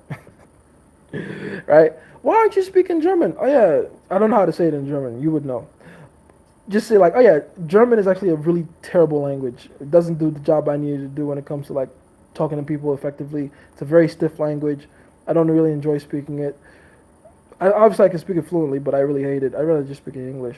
And then you switch back to English and be like, so how's your day going? Like nothing just happened, right? That's how you want to play it. All right, let me go back to TikToks. Now I'm like, if he didn't die, I wouldn't have copied him, never be greater if I tried. What are you talking about? That's how I'm seeing it now. Pops always said had to be better than him, and then he died. Your father was an amazing man. Your father was a good man. That's a father's job, is to make sure his offspring are better than him. Now I'm like, if he didn't die, I would have copied him and never be greater, or if I tried, I'll be limited by him as comparison to my greatness. Exactly. The irony to becoming greater than your father is that you must pretend like he's dead, even if he's not. You must move through the world as your own man, independent of him, his thoughts, his feelings, and everything like that. You feel me? Tapped in with the Pillar Principles today. It's some amazing work. Thank you. It's a very important piece of information. If you don't have the Pillar Principles, go get it. It's... Oh, shit. No, it's not. Oh, never mind. I was going to say it's a bonus on the interview, which you can get for free right now, link in bio. But it's not. Should I add that as a bonus? Y'all want me to add pillar principles to the bonus on the interview? Let me know. Get me to 10,000 likes and I'll do it. Why not? Fuck it. I'm in a good mood, great mood. If she wants me for my status, then does she really want me for me? Please speak on this. Very good question, by the way. Um, no, you are not your status. You are independent of your status, right? So don't get into that weird identity crisis of, am I my status? Does she want me for? That doesn't matter. You're not your status. Your status is just how people perceive you. That's it. So it's not who you are. Now, does she want you for you? I'm gonna be honest with you, my boy. Women don't want you for you until they get past wanting you for them. I'm gonna say that again. A woman can't get to wanting you for you until they understand what their benefit is. They can't want you for what's in your core or appreciate you for what's in the center until they get past the outer layer. And this is the part of the game that a lot of men don't want to reconcile, and that's why they suck, right? The truth is, it all starts with surface level stuff. Your behavioral cues, the way she feels around you, and the things and the mannerisms that she perceives. That's it. The indicators, even the aesthetic, all that good stuff. The physical. Women are not mind readers. Women don't know that you're an amazing person from afar. Looking at you from afar. Like, oh, they just kind of sense that you're an amazing... No, that's not how it works. They're not fucking fortune tellers. They're not Professor Xavier. They can't just hold their fingers to their temple and read your mind. If they could do that, trust me, the decision making around men would be way better. It's not. All right, so don't even trip about that. It's like with anything else in the world, you must attract people to yourself with levers and points of leverage that they are self-interested in. And then that way, when they come in close enough to get to know you, then you can allow them to experience you on a personal level. Then they can like you for you. But at first, it's all surface level shit. Okay? Yeah. Hey, so the settlement I'm getting is a lot more than I expected, like high 5 figures to low 6 figures. What should I do with it? If this is the first time you've ever actually had that kind of money, dude, I would highly suggest that you invest in yourself, man. Because it's so funny, too. I was talking about this with someone recently. You know, why do people don't invest their money, invest this and that? Like, how do these athletes that make millions of dollars throughout their career end up going broke? Well, it turns out investment is a skill. No one tells you that. Had to learn that the hard way. But yeah, investing is a skill. I said it not too long ago, right? Like the first part, the getting the money part, that's the easy part. The multiplying the money, yeah, that'll etch a fucking new one in your soul. That part, that's the identity shift part. And so once you get a big chunk of money like that, I would highly suggest you find creative ways to make that money bring you the opportunities, the connections, and the skills that you will need to be able to multiply that money effectively. That's how that money should be used. I would pick one skill. May I suggest that skill be something related to or around sales, right? One skill, and then learn sales, get good at understanding how people work, like why people want what they want on the marketplace, why they're willing to pay a price for it, and then find a problem you can solve, get really good at solving that problem, and then go from there. That way you can multiply your money, you can put it into something that you're aware of, that you know that you have experience in, and then you can because that money you're about to receive, you're not gonna live off it. That's the mistake everyone makes. Oh, that's the mistake we all make, really.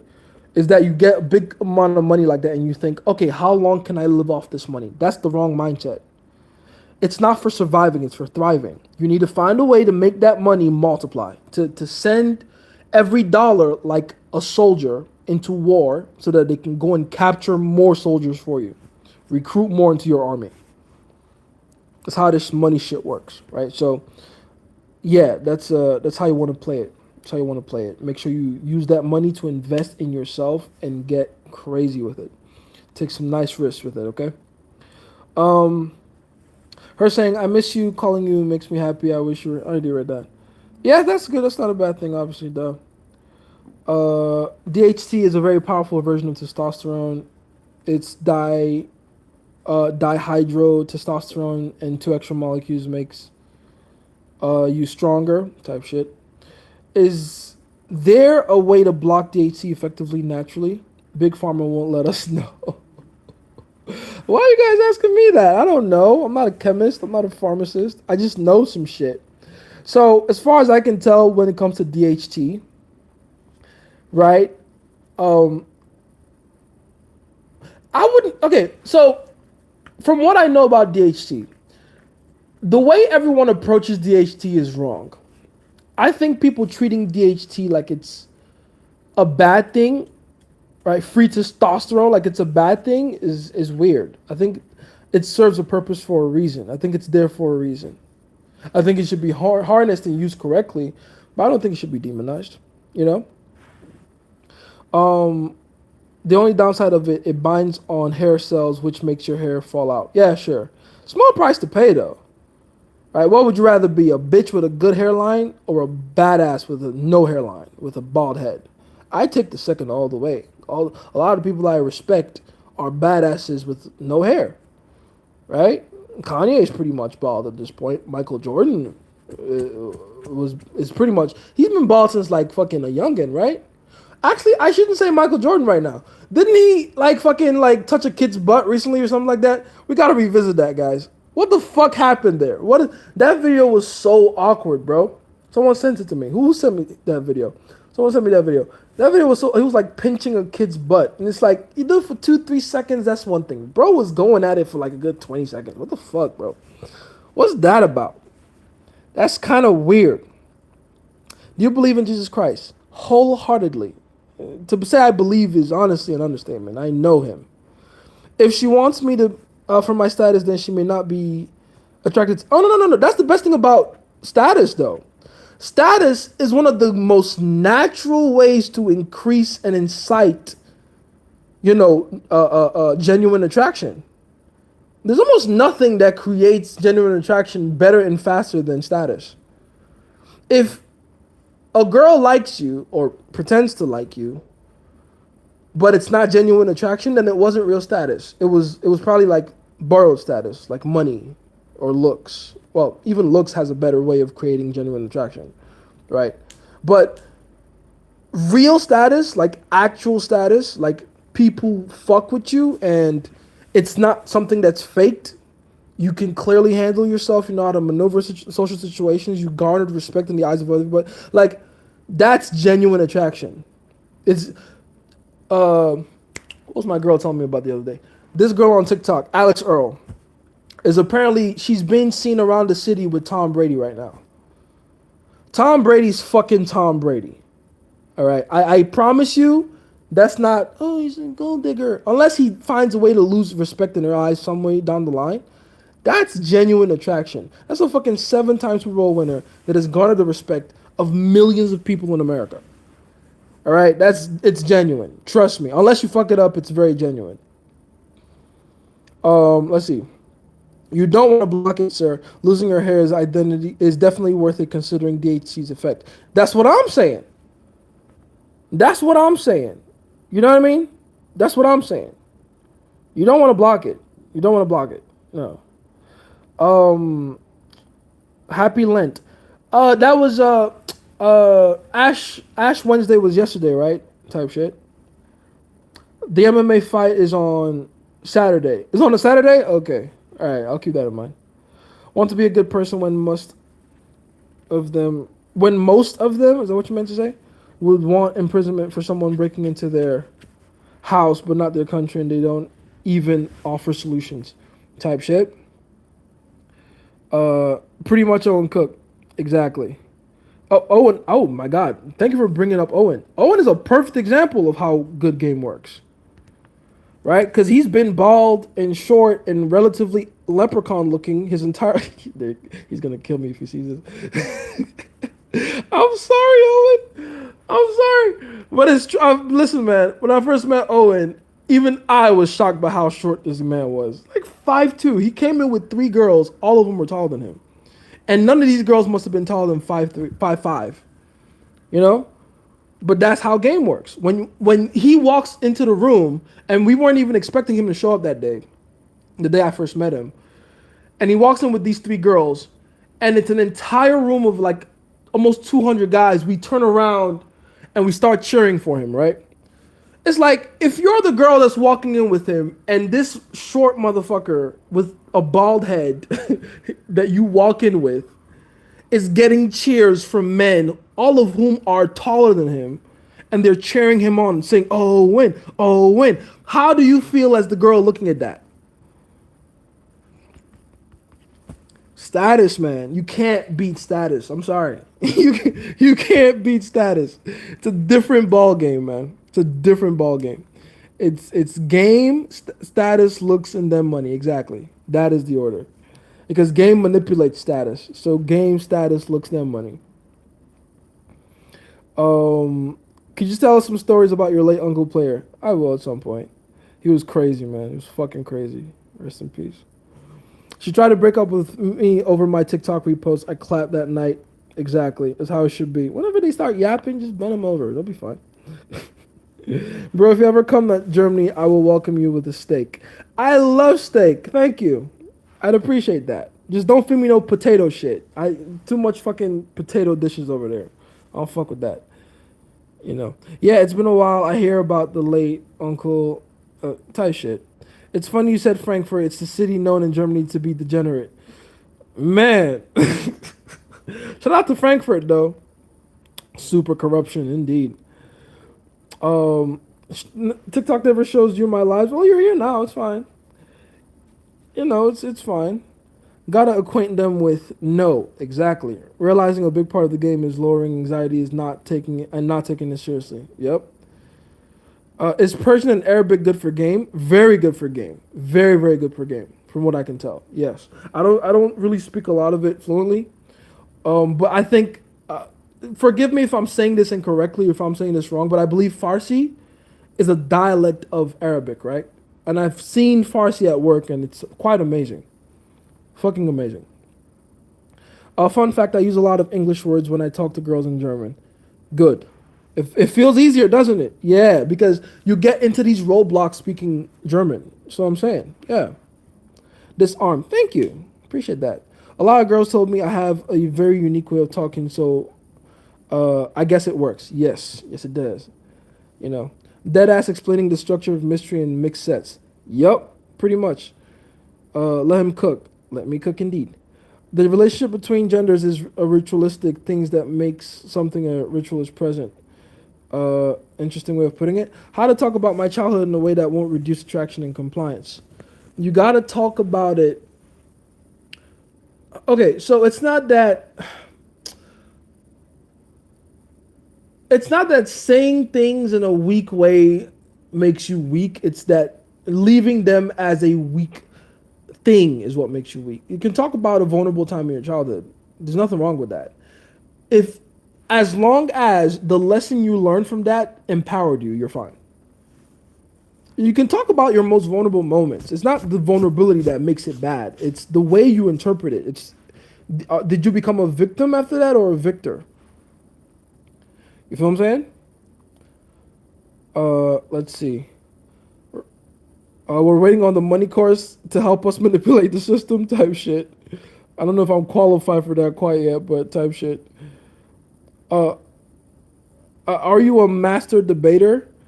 I don't know if I would say I'm a master, but I was a champion back in high school. That was my thing.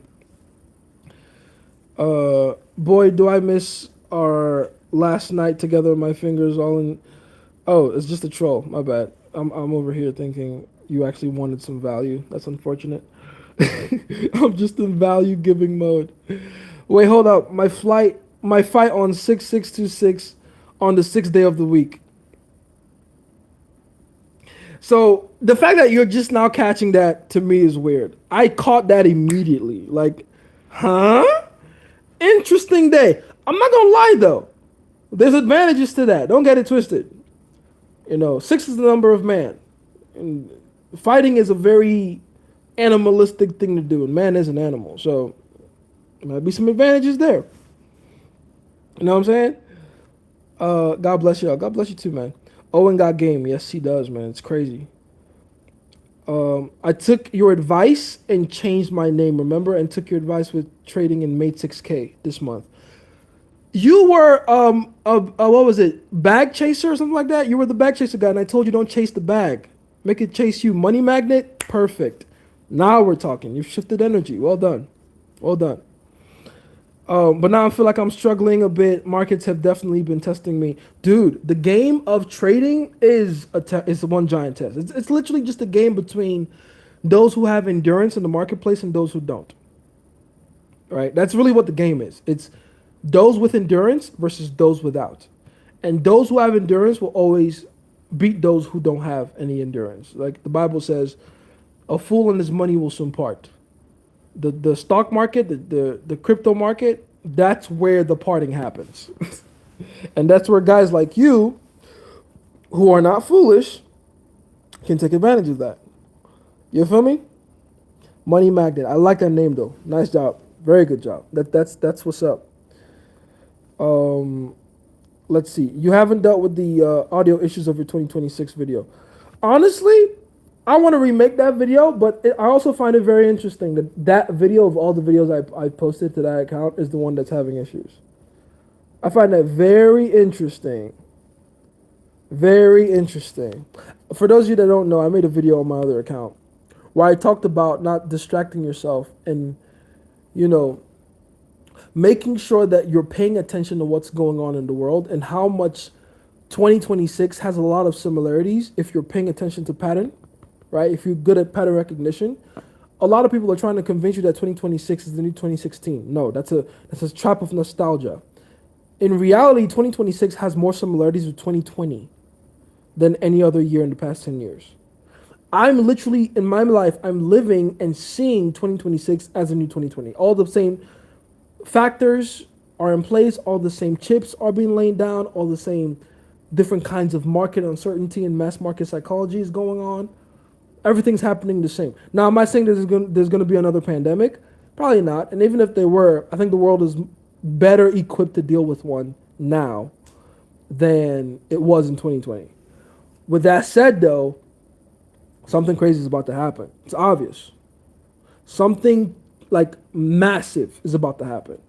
And I don't think the world is ready for it because the world is busy trying to alleviate itself of pain. And the worst thing that can happen to you is if you're trying to anticipate pleasure when pain is coming. Does that make sense? I'm not making sense. Who's gonna be my opponent? Satan himself or what? That's funny. I low-key want a little bit of chaos. Just a little bit. Just a little, not too much. Just a little bit. Just a little bit. Just a little bit, you know? So you think we might get a pandemic? No, not a pandemic. I don't think a pandemic is happening. But it will be something of that scale. It will be something that forces everyone to change how they behave. And it'll put everyone under a lot of, like, crazy stress.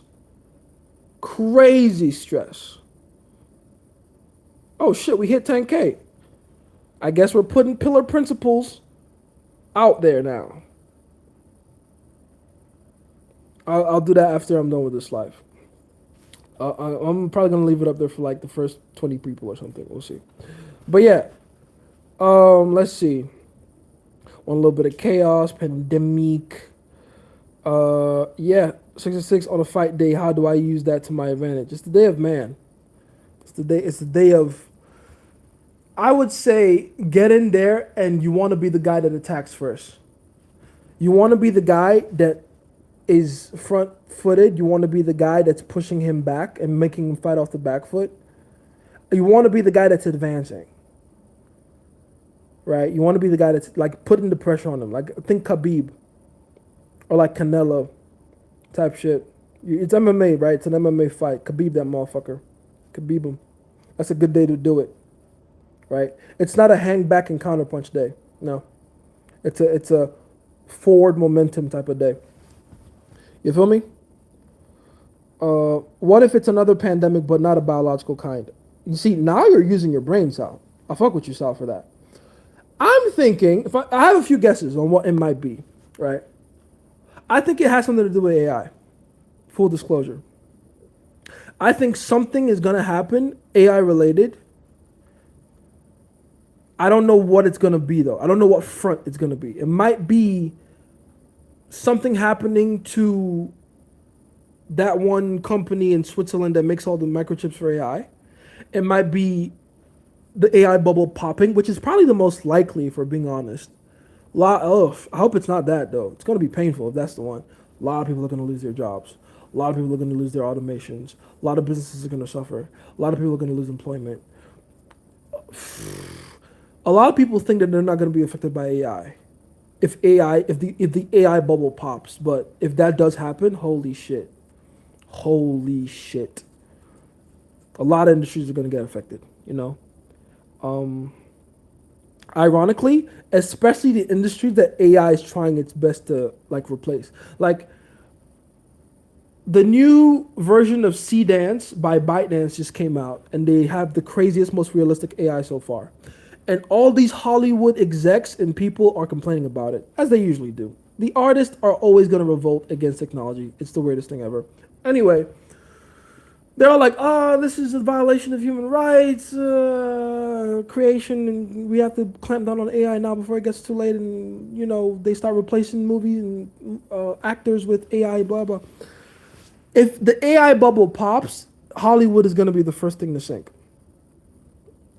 You would think, oh, if the AI bubble pops, then Hollywood is going to be okay now, right? No, because Hollywood as it stands doesn't seem to understand how much of their work has already been replaced by AI.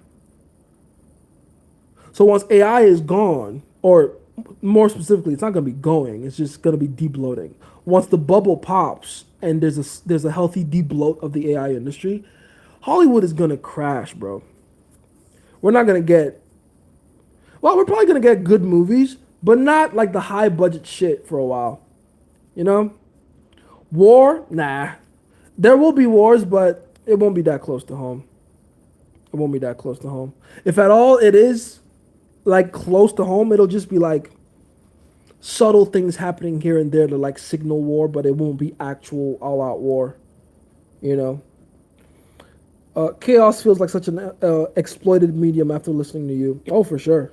In fact, this is me telling you with all my chest, exploit it when it happens. My biggest regret from 2020 is that I didn't start my TikTok account back then. At the same time, though, I'm kind of grateful. I was talking about this to a friend of mine. You know, we both run TikTok, like fairly huge TikTok accounts. And the way I see it is what I was telling him. In my mind, I'm about to use some TikTok speak here. But in my mind, there's like different generations of TikTok creators.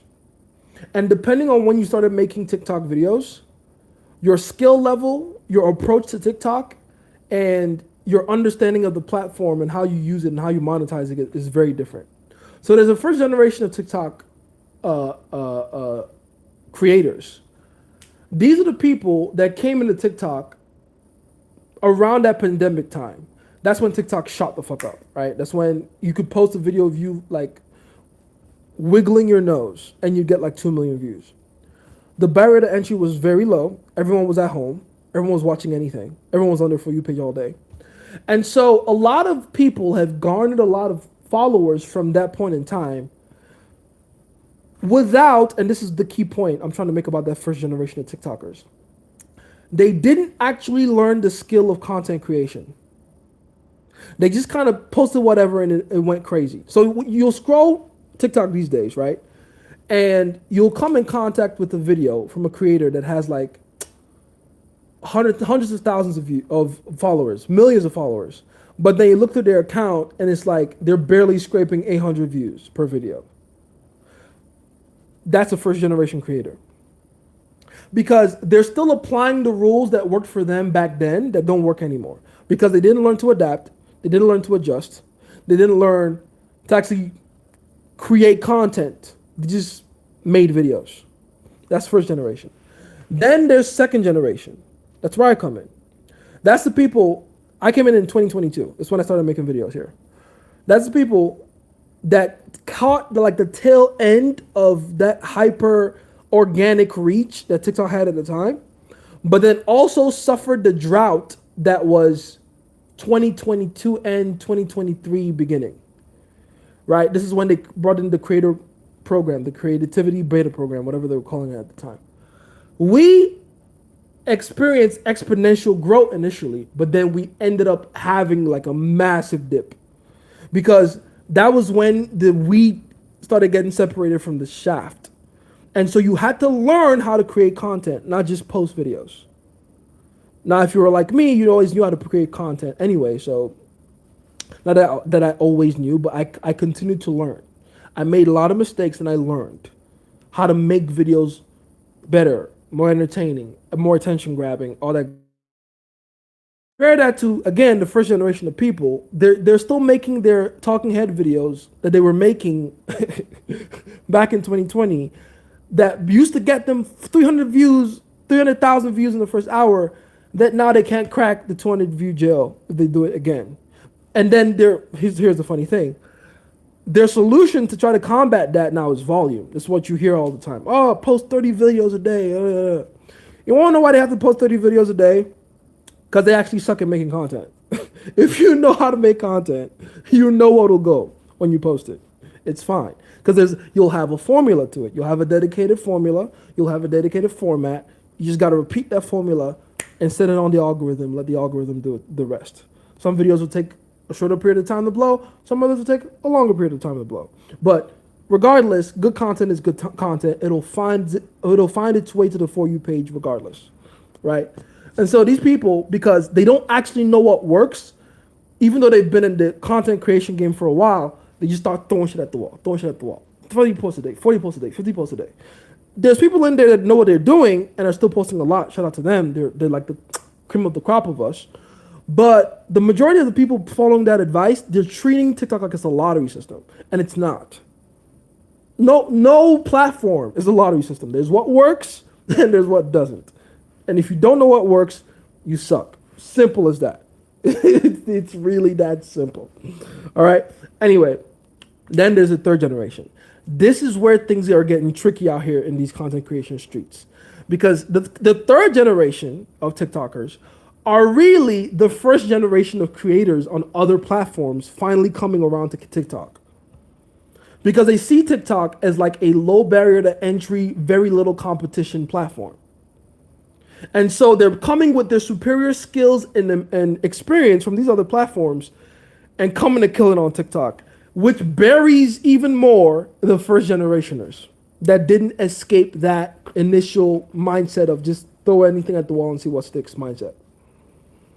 You see? So it's crazy out here in these streets. If you don't have a dedicated format, if you don't understand how formulas work, if you don't know how to generate cool hooks, script videos, timing, pacing, rhythm, cadence, if you don't understand how to make videos people want to watch, yeah, man, kind of cooked. Kind of cooked out here. The competition is getting stiffer, baby. Like with all things. But, just I had to get it out of my brain so that, you can understand the mindset you have to be in moving through the world. Because the same thing that's happening on TikTok is happening in every other realm of endeavor. It's happening in the fitness industry. It's happening in dating. It's happening in fucking teaching, right? It's compete or die. It's compete or die. Okay? All right. Keep that in mind. Easy. That's my fight style anyway. Whole thing will be live streamed on YouTube. Type shit. Send me a link. Send a link to the school community. We want to see that. AI companies have been posting negative returns from AI. Hold on. 90% of AI companies have been posting negative returns from AI. There's a small percentage of AI companies that are actually useful. The majority of them are bloat. It's tech bro nonsense that will not last into next year. The majority of them are useless. They don't solve problems people actually want solved. right? And so they will naturally die out. Remember what I said: compete or die. That's how it works in AI and dating and everything. Compete or die.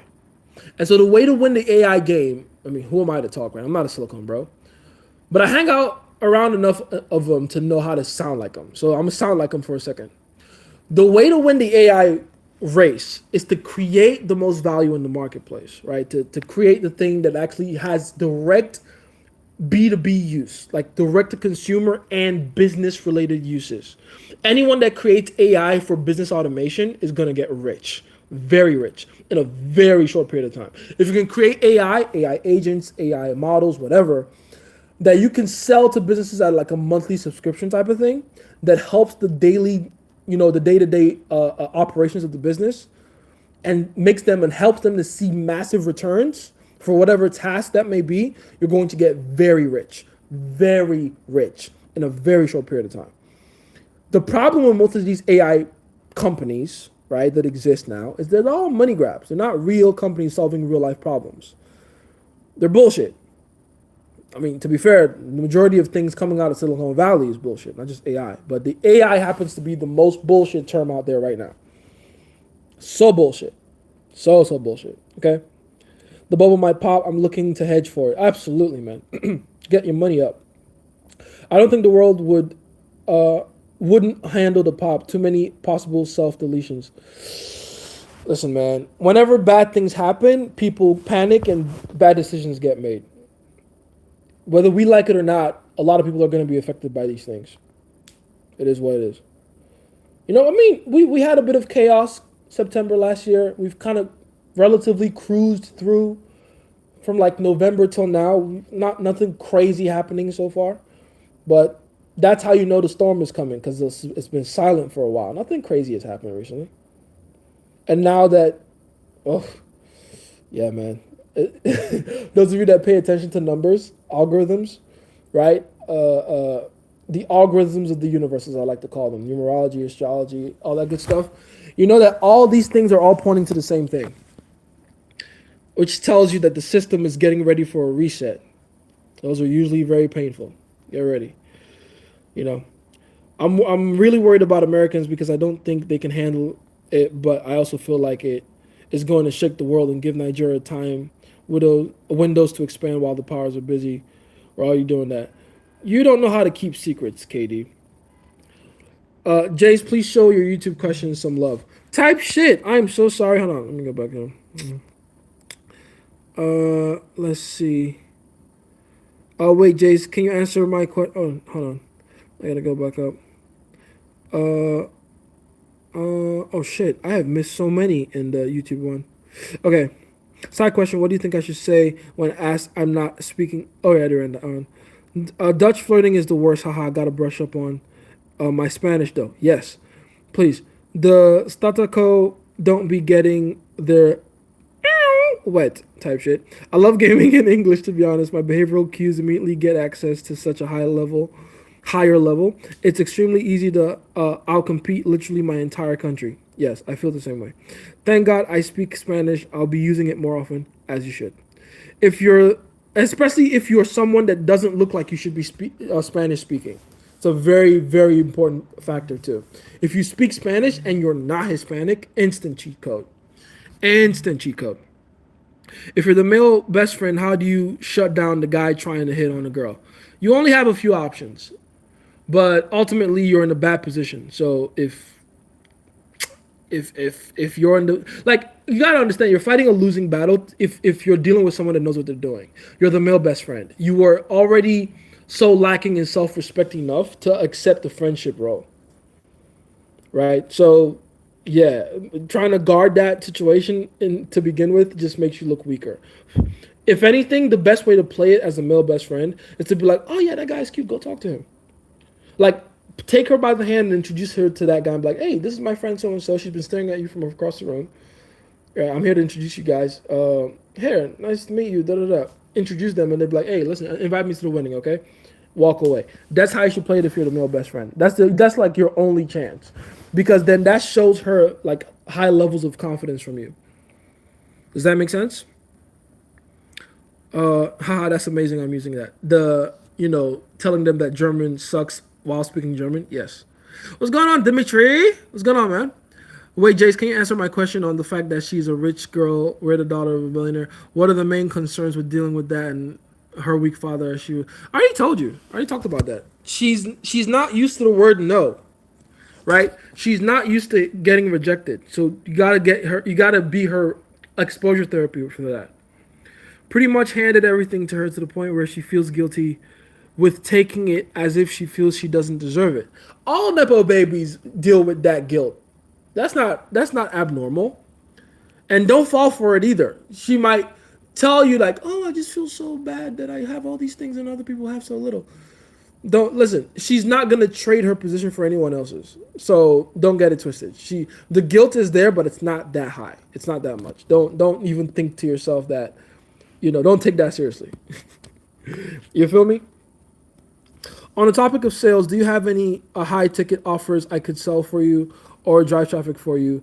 Yes, you can. Hit me up in the DMs. Dude, Michael Jordan has no game. Motherfucker had his wife scam him out of money to the dude she cheated on him with. Really? I did not know that. I gotta go do the research on that now. The AI bubble is so annoying, man. I'm trying to buy a PC, but the RAM prices are high. Dude. Okay. No one buy anything PC related for the next year or so. You're gonna listen. It doesn't make any sense to me to buy anything RAM or PC related right now, because when that bubble pops, everything's gonna be so cheap. Like I listen. Here's a business idea. Here's what you do. Wait till the bubble pops. Actually, start now. Get in contact with Chinese manufacturers of RAM. Right?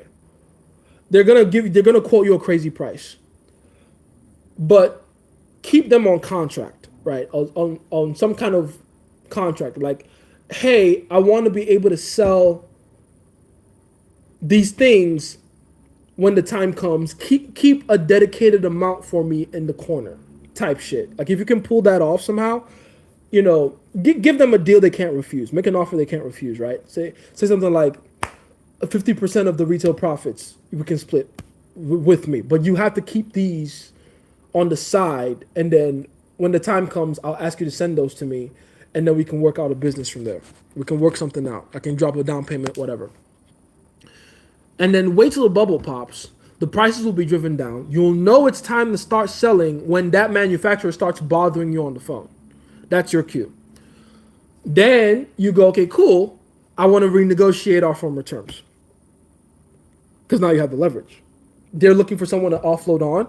That's who you are. You've already presented yourself as that person. Take advantage of that. Renegotiate your deal. Don't fuck them over, right? At the end of the day, they were able to keep someone on the side for you, so be nice to them. And you want to do business with them in the future anyway, so don't fuck them over. But, renegotiate the terms. Have them send you a bunch of those RAMs, honestly, without a down payment. If that's one of the terms you want to renegotiate, definitely do that. And then start selling those at retail. So you get them from the manufacturer at cost, very cheap, and then you sell them at the retail price, the new retail price. You keep what I'm guessing would be around the 20-30% profit margins in between. Boom. Solid side hustle. Depending on the volume you do, it's a random 10K on a random Saturday. I'm just saying. It's a solid business plan. But you got to plan ahead for that one, though. And you got to work out like all the different little logistical kinks in there. You feel me? But yeah, that's one way to do it. Another way is just the lazy way, short a bunch of AI stocks, obviously. If you got the money for that, that's the way to do that. What else? Don't just short the AI related companies. Also short all the companies that are involved in powering these AI companies. So the energy related companies, the electricity companies, the water tower companies, the windmill companies, the solar panel companies, all that. Actually, no, put money into solar, if anything. So that's probably going to go up a little bit. Go from there. You feel me? You feel me? Let's see. So how can I get used to saying no to her? Say no a bunch. Literally. Just say no a bunch. Say no a bunch. Let's see. For real, many videos you recently put out went viral. Yep, indeed. The Jamal ones were funny. Shout out to Jamal. I'm so evil. I obviously want the slander to continue. It's gonna continue. Don't get it twisted. That man, such a mistake on his part. Like I hate when I see, the rule in the 48 Laws of Power. Don't stop your enemy when he's making a mistake. I had to do that recently with him. Such poor decision on his part. Because I made a video about him, which, by the way, that video was tame. In fact, I actually agree with some of his points at the end of it. He said he didn't watch it, so he wouldn't know. But I ended up agreeing with him in of the video with some of his points. And then, for whatever reason, this guy thought it was a good idea to go in my comments and be like, I forgot what he said, but essentially he was trying to shame me for making a video about him. So I made another one. Because who the fuck do you think you're talking to? You think, again, female-oriented men piss me off. This man really tried to fucking emasculate me the way a girl would. Oh, you're making videos about me. Like, yes, I am, bitch. Here's another one. I'm a man, stupid. I don't feel shame. What the fuck? I'm gonna have fun with this one. I'm not gonna lie to you guys, man. And it's unfortunate for everyone that my content creation skills have gotten much better. So yeah, this is gonna be very fun. I accidentally hooked up with my man's dad and my professor. Oh my god, I don't know what to do. Sally, you're not even a real fucking girl. Go away, you troll. So what you're saying is that most first gens could achieve escape velocity if they actually started to like learn how content creation actually works. But they're stuck in a loop. That's the problem. That's the problem. There's like the first gen of TikTok creators, the ones that started in 2020. The majority of them are stuck in a loop. They're stuck using an outdated model for content creation. They don't really understand the point of content. People think content creation means making videos. No, video is just one of the mediums. You can use pictures, you can use carousel, you can use audio, podcast, whatever. Content is content. What makes content good content is two things. Well, three things, really. One, how good you are, that's bad grammar. How good you are at capturing attention, that's one.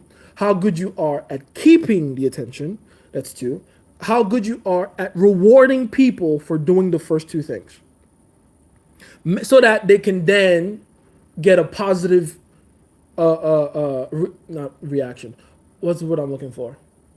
A positive reinforcement so that they are more willing to watch another piece of content of yours in the future.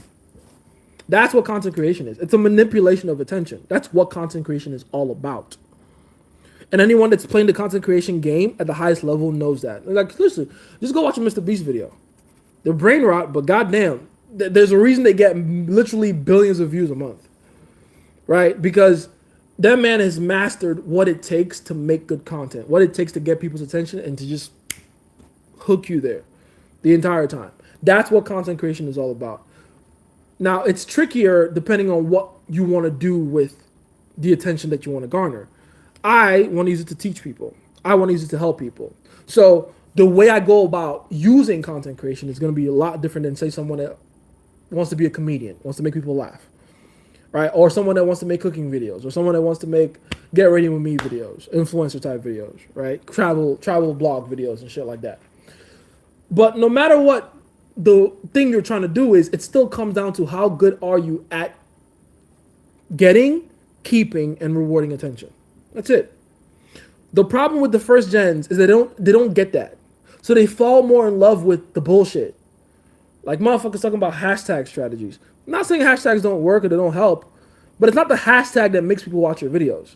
It's the fucking video and how good it's made. How well your ideas are presented, how good the idea is, if people even have interest in listening to the idea to begin with. And all these other different factors that actually matter to keeping people's attention. Not the fucking frame rate or the kind of phone you use or the hashtags, right? Or how many times you post a day or what you do after you post, or like the video or don't like the video, or you stay in comment or don't stay in comment. Go through my account and see the consistency I have with what I do with my videos. I do whatever I want. All I do is stick to my plan, stick to my what I want to do, what I want to talk about. and then find ways to get people involved in the idea so that they want to watch the rest of it. So that even if you don't know what I'm talking about, it makes sense to you at some point in the video. And then you get value from it. Value. It adds something to you, right? So there's a science to that. There's a skill to that. A lot of first gens don't have that. I'm sorry. They don't. You feel me? Bet, DM me on TikTok or IG. DM me on IG. By the way, again, go get the interview if you don't have it yet. Free, link in the bio. Go get the interview. Is there a way to make her spend on me? She says she only wants to buy me nice things, but I feel bad for asking. Why do you feel bad for asking? What's you have guilt and shame associated with a girl spoiling you? Why do y'all reject your own blessings? What do you? She wants to spoil you. She wants to. Her dad is a billionaire. You said. Motherfucker, if you ain't pushing a Lamborghini at the very least by the end of this month, I swear to God, you have wasted this relationship. And it shouldn't be like, oh, I need her to buy me one. No. Borrow one. Your dad got a Lambo? Yeah, let me borrow one real quick. I'll return it, I promise. Bruh, get her. Like, she's looking for someone to treat like that anyway. And it's going to be someone like you that knows how to tell her no. By the way, it's very important you get a Lamborghini too. Because when it's time for her to try to manipulate you, the first thing she'll do is threaten to take away the Lamborghini from you. That's when you give her the keys. You need to do that. It's very important. You want to take things from her so that when she tries to manipulate you using those things, almost had trouble with that, that'll be your opportunity to demonstrate, oh yeah, I can't be controlled with that. The Lambo is nice, but fuck you. I'd rather lose you and the Lambo and never speak to you again than have you think you can control me. See the point? So yeah, it's very important. Let's see. Yes, sir. Time will be around 11 a.m., so 5 a.m. for you guys in the U.S. Okay, good. We'll watch the fight. That's the first time I'm going to fight in front of a crowd as big as that. First time jitters, huh? That's going to be an interesting thing. And that's a real thing, right? You know, the way you practice, people say the way you spar is the way you fight. It's true, but they don't take into consideration the energy of the crowd. Like, it's a real thing. It's a spiritual thing. When you have to fight, when you have to perform to any degree, and there's a lot of psychic energy coming towards you, you're going to have to learn how to deal with that, okay? You feel me? Let's see. DeepSeek is low-key my AI heartthrob right now. Shout out to DeepSeek. I use DeepSeek too. DeepSeek is dope. I'll be asking DeepSeek like fucking crazy questions. If you go through my history in the last 2 weeks on DeepSeek, first of all, most of it is like Epstein file related. I'm very curious to see what his formula he had on his blackboard was like the actual moving parts to it. But also, yeah, I love to use DeepSeek for certain like little tasks here and there for sure. Let's see. How to be a good partner that consistently improves after marriage. Oh, very good question.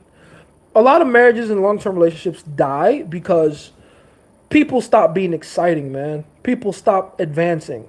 You got to always remember this. Comfort is the enemy. The idea isn't to feel comfortable in relationships. The idea is to feel safe, and there's a difference. You are allowed to, and you should seek to feel safe in your relationship. You should also seek to have your woman feel safe in a relationship with you. In fact, that's the whole reason she's with you. But comfort, no. Safety, hey. Comfort, no. Don't feel comfortable. Don't get comfortable. The moment you start getting comfortable, you start losing your edge. You start not being on your P's and Q's. You stop dotting your I's and crossing your T's. That's when bad things start happening. You start falling for things. You start bending over. You start making these tiny little concessions that eventually build up to you not having any respect or honor or attraction in your relationship. So you always have to do things to make sure that you maintain not just her respect, but your respect as well. As long as you're doing things to maintain your own self-respect, as in respect in your own eyes towards yourself, because people keep forgetting that. You can't garner respect of other people if you don't respect yourself first. If you people say respect yourself, like they know what it means. What it means to respect yourself is to do things that actually impress you. I respect the fuck out of myself every time I'm done killing myself on the treadmill and holding my breath on the exhale afterwards. I think of myself as Superman when I do that shit. Because no one else can do it. Well, other people can, but there's a few of us on this planet that can do that. Imagine that. Imagine going on a mile-long jog, following that up with a moderate sprint for 5 minutes, and then following that up with a full sprint, climbing anywhere from like 17 to 18 miles per hour for about 30 seconds. And then after coming down from the treadmill and doing all that, you take all the air out of your lungs and hold your breath for up to 15 seconds. It's a very hard thing to do. I feel like dying every single time I do it. And that that breath of fresh air you feel when you inhale again, nothing beats it. But every time I make it to that 15-second mark, woo! I respect the fuck out of myself every time. It's a hard thing to do. It's a very hard thing to do. It's a very fucking hard thing to do. So you have to do that. Do things that scare you, overcome them, right? Face them head on, overcome them. Improve in that way, learn the lessons from them, right? And then find the next challenge. You can never stop challenging yourself because she's watching every single time, especially those of you in monogamous relationships. She's watching you every single time. I keep telling people, monogamous relationships are way harder than other relationships because all she has to watch is you. There's no other girls involved. There's no other consequence or system in place, nothing. You are the only thing all her attention goes on to, and that's both for all the good and the bad things. So, good luck. You feel me? Very attractive and know women how to fix. Increase your standards. Every time I've seen a guy that's very attractive and has trouble with women, it's usually because he's dealing with women that he can do better than. And the girls are trying to deal with know that. So they're auto-rejecting on purpose. They're automatically trying to get themselves as far away from you because they know deep down they don't deserve you. Believe them. Get better girls. Shit, that's what I made the interview for. The interview is precisely the structure, system, and language model for doing just that. Literally. So if you don't have it, go get it right now. Free in my bio. Link in the bio. Wait, this is for TikTok. Link in the bio. Go get it free. For YouTube. Is there any link in this? Go to my last video I uploaded. Click in the link in that bio. You'll see it there. You feel me? He 1000% watched all of your videos. Yeah, man. He definitely did. Talking about Jamal. He did. The thing about, and I'm noticing it now, is Loki kind of making me sad. He's ducking me. I thought he would be at least brave enough to not duck me, but they're all ducking me. They all duck me. Damn, they all duck me. Because it's hard to fight against the balanced individual. You know? I understand where he's coming from, so it is what it is. I have no doubt about it. Jamal is bagging a specific niche of women type shit.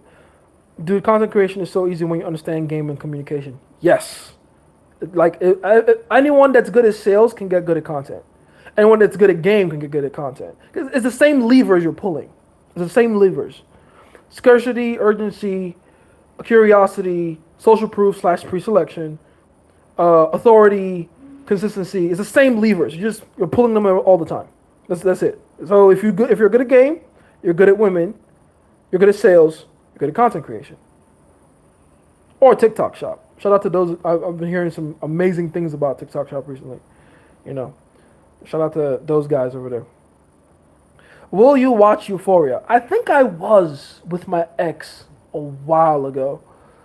I never did go back to watching it. It didn't interest me. It just seems like a bunch of girl slop. It's made for girls. It's just the right amount of drama that girls like to watch and feed on. It's the chaos, the drugs, the this and the that. You know, it's too much. I'm not gonna say it's overstimulating, but it's just another show I don't want to give up mental bandwidth to. You know.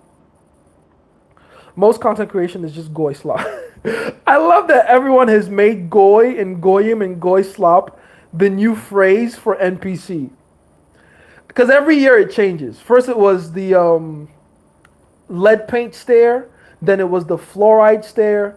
Then it became, it was something else before NPC. And now it's goy or goy slop. What was it before NPC? It was, what was it? It was some. I can't remember what it was, but yeah, everyone. We just keep changing the names of what we all talking about. This specific group of people that we believe to not be aware, moving through life with no intention. Right? Did you see Mr. Beast video for his future self? Low key beautiful. No, I haven't seen it. I will check it out. I'll return it. I promise. Nigerian accent. The car was never seen again. I will return it. No, you see that's the funny thing though. The real scammers know. Don't take away on your first lick. You want to know how these Nigerian prince scammers can get people to send them $300,000? They ask them for $10,000 first and then pay them back with interest. Establish trust that way. And then they did that over years, and then they raked them over their fucking coals. You know what I'm saying? That's how you do it. That's how they do it. I trust me. I know. I got scammed. I grew up in Nigeria. What do you think they practice before they go international? You feel me? So yeah, that's you don't take away the Lambo just yet. Nah, like oh thanks for the Lambo. Give her back the keys. And then do that a little more, and then a few more times. And then you ask for the Lambo and the Tesla. How late am I? Oh, you're late as fuck, XCXC. You're late as fuck. The Lambo analogy reminded me of the repost you made of the guy who left the woman that is using Visa as leverage. The guy was funny. Exactly. Right? Which funny enough, you just reminded me, I just saw another one of those videos. You know that show 30 Day Fiancé? One of them was this like super bitchy cunty chick and this Nigerian guy that was blind. And I think she, again, in pure cunty fashion, she thought she could control this guy because he was blind. And he said, I'm not doing it again. I don't wish to be disrespected by you. I'm okay. It's all right. We're done. He broke up with her. And so that's where the show ended. I didn't even know that the shows like happened like that. I thought like they like got married and then the show showed them like, you know, doing their thing and whatever. It turns out you can go on the show and then end the relationship before even the marriage happens. And this guy chose that. He was like, nah, I'm not dealing with this bitch. I might be blind, but I'm not stupid. I think I'll make a video over that. That's funny. Respect is taken, not given. Nah, my friend, it's given. Trust me. It's definitely given. I think I talked about this like a couple of weeks ago, right? There's two different ways to view respect. The high social class way and the low social class way. And yes, class and respect go hand in hand. Because the way people that live in survival look at respect, very different than the way people that aren't in survival anymore or have never been in survival, right? When you are living in survival, you don't have much. And so the only thing you have to your name is your respect, which is why people that are living in survival are ready to die about their respect. Because that's all they have. That's why they think of respect as something you have to fight for, and you have to struggle for, and you have to die for, and all that dumb shit. When you get to the higher class levels of existence, respect is not something you fight for. In fact, it's almost something you get by mistake. Respect is given to those who earn it. And they earn it by doing difficult things that others cannot do. I talked about Tom Brady with 7 Super Bowl rings. It's very hard to get 1 Super Bowl ring. Brady has 7 with 11 Super Bowl appearances? Yeah, that's a very difficult thing to do. That's why he has respect.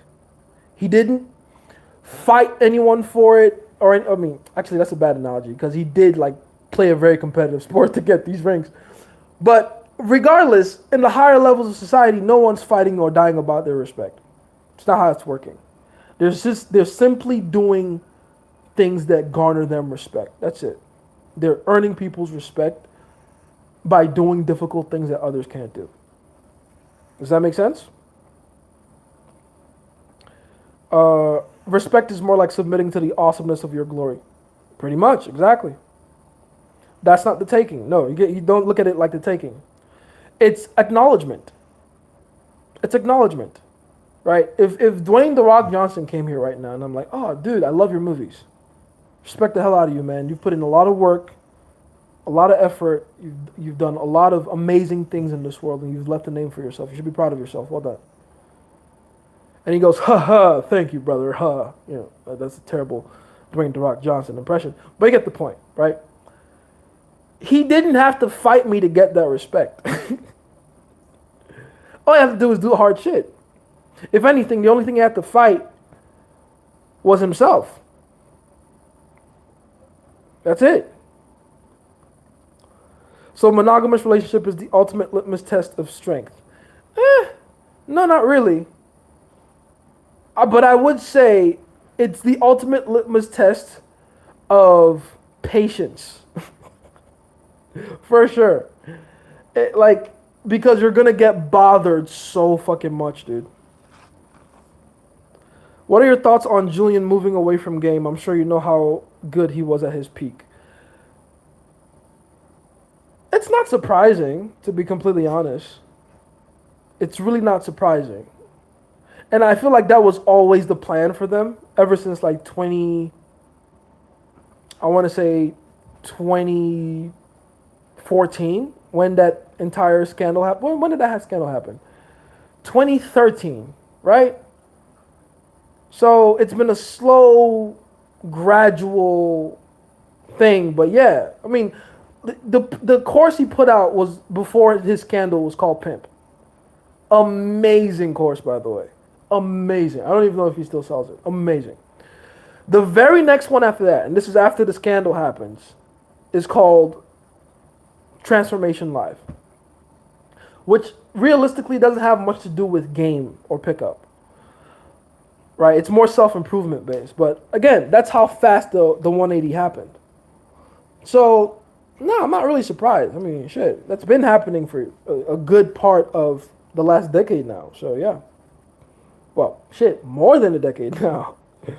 You feel me? Pandora is trying to amass respect among men using female techniques, and obviously it won't work. Men just see him as a performer. Exactly. I kind of feel sorry for men like that, though. Because, like, they want so bad for men to respect them, but it's not going to happen. At the end of the day, there's only one way to gain respect from men. Do hard shit. It's not hard to tell women what they want to hear. Listen, for him to become me, and I feel like I have to say that about every single person that makes a video about me, because it's always the same type of guy. Like, my girlfriend was literally saying it when, like, a couple weeks ago, Jamal looks like the combination of the last two big beefs I had before him. Like, if you took the one fat guy and the other tiny little guy, and you put them together like they made a baby, that would be Jamal. Not even kidding. Go check. Go check. It's like they had a baby together. It's literally the same type of guy over and over and over again, right? Over and over. And there's a reason for that. And so the way to dismantle them is the same. I'm almost bored with this shit. Because I just got to say the same thing I said to the last guy. What did Eminem say in 8 Mile? Ain't you listening to the last guy me had? Pay attention. You're saying the same thing that he said. That's how I feel. It's the same fucking guy over and over and over again. And I say the same thing with my chest. For them to become me, it'll take them years to earn that trust. For me to become them, I can do that tomorrow. You know how easy it would be for me to turn around and just be like, oh, actually, women deserve the world. And I have the intelligence to intellectualize it. Easily. It would be so easy. I'd probably make way more money too. It'd be so fucking easy. But I have a core, so I can't do that. Unfortunately, for the side of me that's greedy, I have a core. I have a God I have to answer to. I can't be doing that. I can't be saying things I don't believe in. Maybe that works for other people. Can't work for me. Can't do that. Consulting is also in that bucket of skills, one of the things I'm doing. Please do that. I need help with this lady I'm dealing with. Tight shit. Before NPC, people used to say Gen Z stare, right? No, not Gen Z stare. Gen Z stare is an entirely different thing. I have asthma. Why do you have asthma? Oh. You give it to yourself first before anything else. Yes. What's with all these fake girls? No idea, man. I'm not talking about taking it from other people. Oh, actually, if you're talking about fake girls in the live, that's just people's burner accounts. You see, people are a lot more predictable than they think they are. So guys use girl profile pictures as their burner account, and girls use guy pictures as their burner account. It's a weird thing we do as human beings. I don't know why we do that. So it's not a bunch of girls. It's a bunch of guys. Trust me. By the way, still training jujitsu. Yes, my knees are proof of that. All right. Can you hear it cracking right now? Oh, you can't hear it. Hell yeah. 50K. 15K. God damn. Thank you. Shit, I feel like I have to add pillar principles right now to. Should I do that on live right now? Add that as a bonus to the interview? Might as well. He made 10 game after the incident. That's still game. The 10 game come out after the incident or before?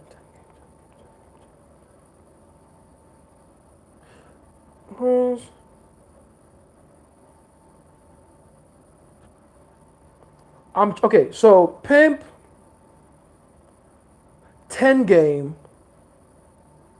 Oh, you're right. So it was Pimp 10 game, and then in the middle of. Hold on, no. It was Pimp 10 game, and then Paradigm Shift. That's how it works. Pimp 10 game Paradigm Shift, and then he released Transformation Live afterwards. Yeah. I remember now. So I've been talking to this girl, and we were supposed to meet up 3 times, but she canceled all of them. She says she's sick, and I want to believe it, but 3 times is crazy. Yeah, it is crazy. I wouldn't believe her if I were you either. I don't even know. I don't even know why you want to believe it. That's very convenient. Because here's the thing, right? Listen, you always have to remember, if the attraction and the urgency are high enough, they'll find a way to make it to you. Even listen, I've literally had girls show up with runny noses. Sickness don't stop these bitches. I promise you. When they're excited to see you, somehow the sickness just goes away. Just disappears. So yeah, I wouldn't believe her. Not only would you make more money, many of the people here would adopt that ideology. Yes. Yes. Instantly too. You know? How come we don't come on live as much as before? Because I got people to serve, man. You know? I got people to serve. Let's go. Jace, 100K likes for a booty. Listen, let me tell you something. If you guys gave me 100K likes for a booty pic, I would be very concerned. Like, y'all are really working that hard to get a booty pic is crazy. I would start questioning everything because this whole time I thought you guys liked me for my advice.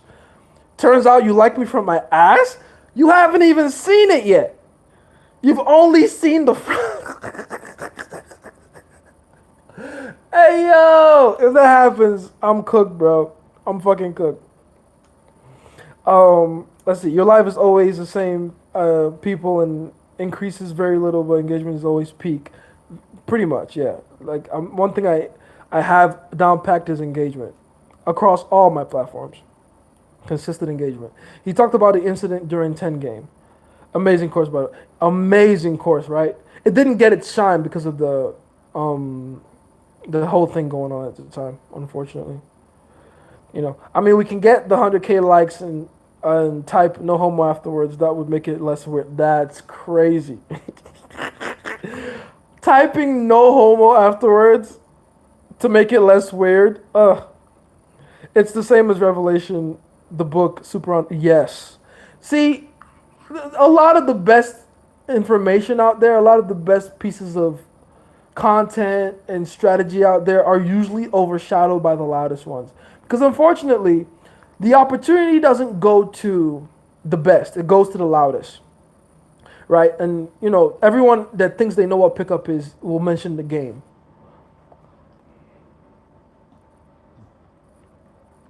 What the fuck just happened? They done banned me from TikTok, yo. What? Hold on. What did I do now? Policy? What? Take the training. I ain't taking shit.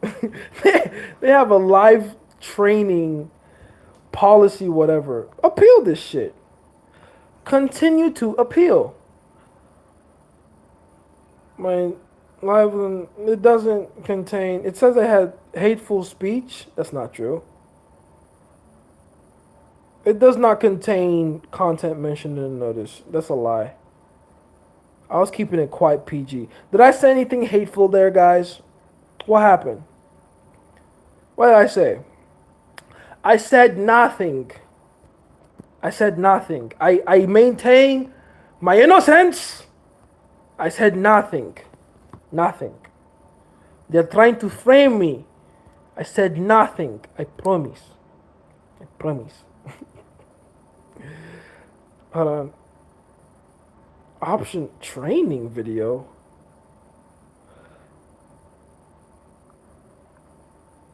Claiming. Oh shit! Hold on. They said I claimed women. Hold on. I'm reading directly from what they told me, right? Apparently, I claimed women are naturally less capable than men and should not be employed. I never said such a thing. But you see, if anything, I'm gonna screenshot this because this is a perfect example of how the gynocentric social order works. Because here's what happened, right? Now that I'm saying this, I know exactly what happened. Some girl heard me say something on the live that she didn't agree with. And then she reported me and put hateful speech in there. She reported me and put hate, like, oh, he said this. I didn't say that. What did I even fucking say, by the way? That might have been I said no such thing that was even close. No such thing. Not even close. I just said some things. We weren't even talking about women or their employment. But I got fucking restricted because some chick was like, how dare he say this thing that I hate? And she was like, this guy, fuck this guy. Which, again, typical girl behavior, right? If you hate something, you can just scroll away. You don't have to report me. What I do. But, that's how... So when people are like, oh, we live in a patriarchy. Where? What patriarchy? I just got my live restricted because some chick or chicks, who knows how many, got their feelings hurt. So where's the power I hold apparently as a man in that? What? Patriarchy. What? It's so funny to me, man. I'm gonna make a video about that just because I'm pissed about it now. I'm gonna make a video about that. It's gonna be funny. I'm gonna make it very funny because y'all ain't finna do me like that. Y'all ain't finna do me like that. Anyway, back to YouTube. Let's see. Is there a way to make her spend? Or bro, tell me what to do. G, will she even come? Oh yes, she will. She likes you. Just ask for a fucking Lambo, right? And then she might give you a shit test like, oh, you only want me for my Lambo, and they go, yeah. What? You thought you were amazing and an individual? Give me the fucking Lambo, stupid. Nah, but seriously, you should be like, oh yeah, let me borrow it. It shouldn't feel like a big deal. It should feel like you're borrowing a pencil. It's just that this pencil happens to be worth $300,000. That's it. It's a very expensive pencil, but it's a pencil nonetheless. All right? Did you stop doing lives on your TikTok? I haven't caught it live in a minute. Got the interview, all of it, solid. Appreciate the level up. You still put up lives on YouTube. No problem, man. No problem. Yes. And thank you for the compliment on the interview, man. Definitely need some. Even now, I'm still gonna add to a few more upgrades to like the main interview. So, By the way, if you want the interview and you at least want to get some solid value out of it, I can't give you the entirety of it like I do for everyone else. But I've made a free version. You can go get that version completely for free. Go gain access to it. The link is in my bio. Or just go to what was it? www.jacepickupscience.com/the-interview. www.jacepickupscience.com/the-interview. Okay? Okay. Yeah, my phone just closed the live and I was confused. Yeah, tight shit. TikTok keeping the booty. Tight shit. They must be mad.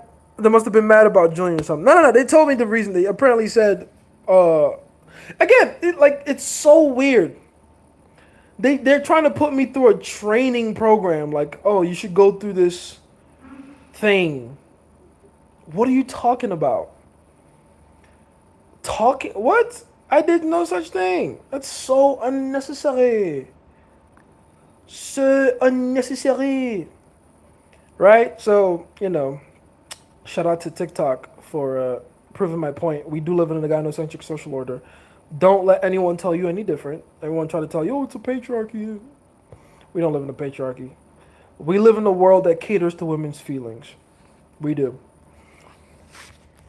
We do. People have lost their lives over it, over the way women feel. People have lost their income. People have lost their livelihood. People have lost their stay, geographic location, friendship groups, social circles, access to, you know, irreplaceable things in their lives because they happen to make some chick that they probably didn't even know personally. They happen to make her angry. And yet they'll come around and scream, patriarchy. I don't see it. I don't see it. That's why I'm here to help you guys. Right? So I'm here to help you guys. Someone has to. Someone has to. God damn it. Anyway, probably one of the fake girls too tight shit. They hate the truth. They do, man. What women call patriarchies is the natural order. Indeed. They want a man that's better than them. And then they complain that men are better. It's weird. Anyway, as I was saying, a 10 game revelation is the fucking underground secret sauce that the public should never get access to. They never will. Don't worry about it. They never will. Maybe it's the scamming advice that got you banned. Nah, it's not even. They told me what it was. Apparently, it was hateful speech against women. I would add your long form video content in 2023, like imprinting, laws of the game, etc. It's quite literally up there for me. I still go back to it till this day. Yes, I will. Indeed. Good behavior course is crazy. The good boy course. The good boy course would be the funniest thing I put out, and I would genuinely have a hard time having a straight face while I sell that course. Genuinely, like, okay, guys, this is how. Okay, guys, this is how you should. Guys, this is how you should be good to. Oh my God. But that's the thing, though. There's people doing that right now. There's people selling that course right now. They're not calling it the Good Boy course, but they are doing that. They're calling it different names. They're calling it stuff like emotional intelligence, right? The how to communicate with her, how to make her feel seen and heard and shit like that. And it's like, if you knew anything about women, you would know that that's not what they really want. They'll say that that's what they want, but that's not what they want. They want those things after they've established already that you are a powerful man, that you are strong, that you are better than them. That is what no one ever talks about. That's what I have to talk about because someone has to. Women don't want men that care and listen. They want powerful men that care and listen. So if you go out of your way trying to show them how much you care and listen to them without first taking care of the first part, the powerful part, it's not going to matter. It's not going to matter at all. You feel me? You feel me? Still waiting for the Dark Game course. I know. By the way, the game program Breakthrough Comfort is so good. I read the first 30% and tried it. Amazing results, not going to lie. Type shit. What time is it? God damn it. I actually had to go like 30 minutes ago. God damn it. See, this is the thing I hate about talking to you guys. You guys just make me lose track of time, but I do gotta go, soon goes. I do have to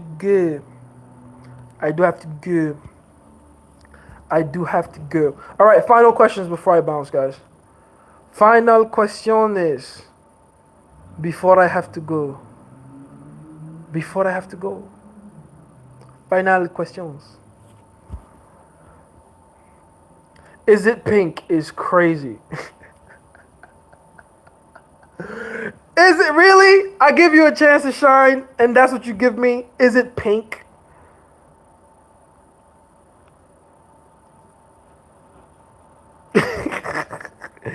Is it pink?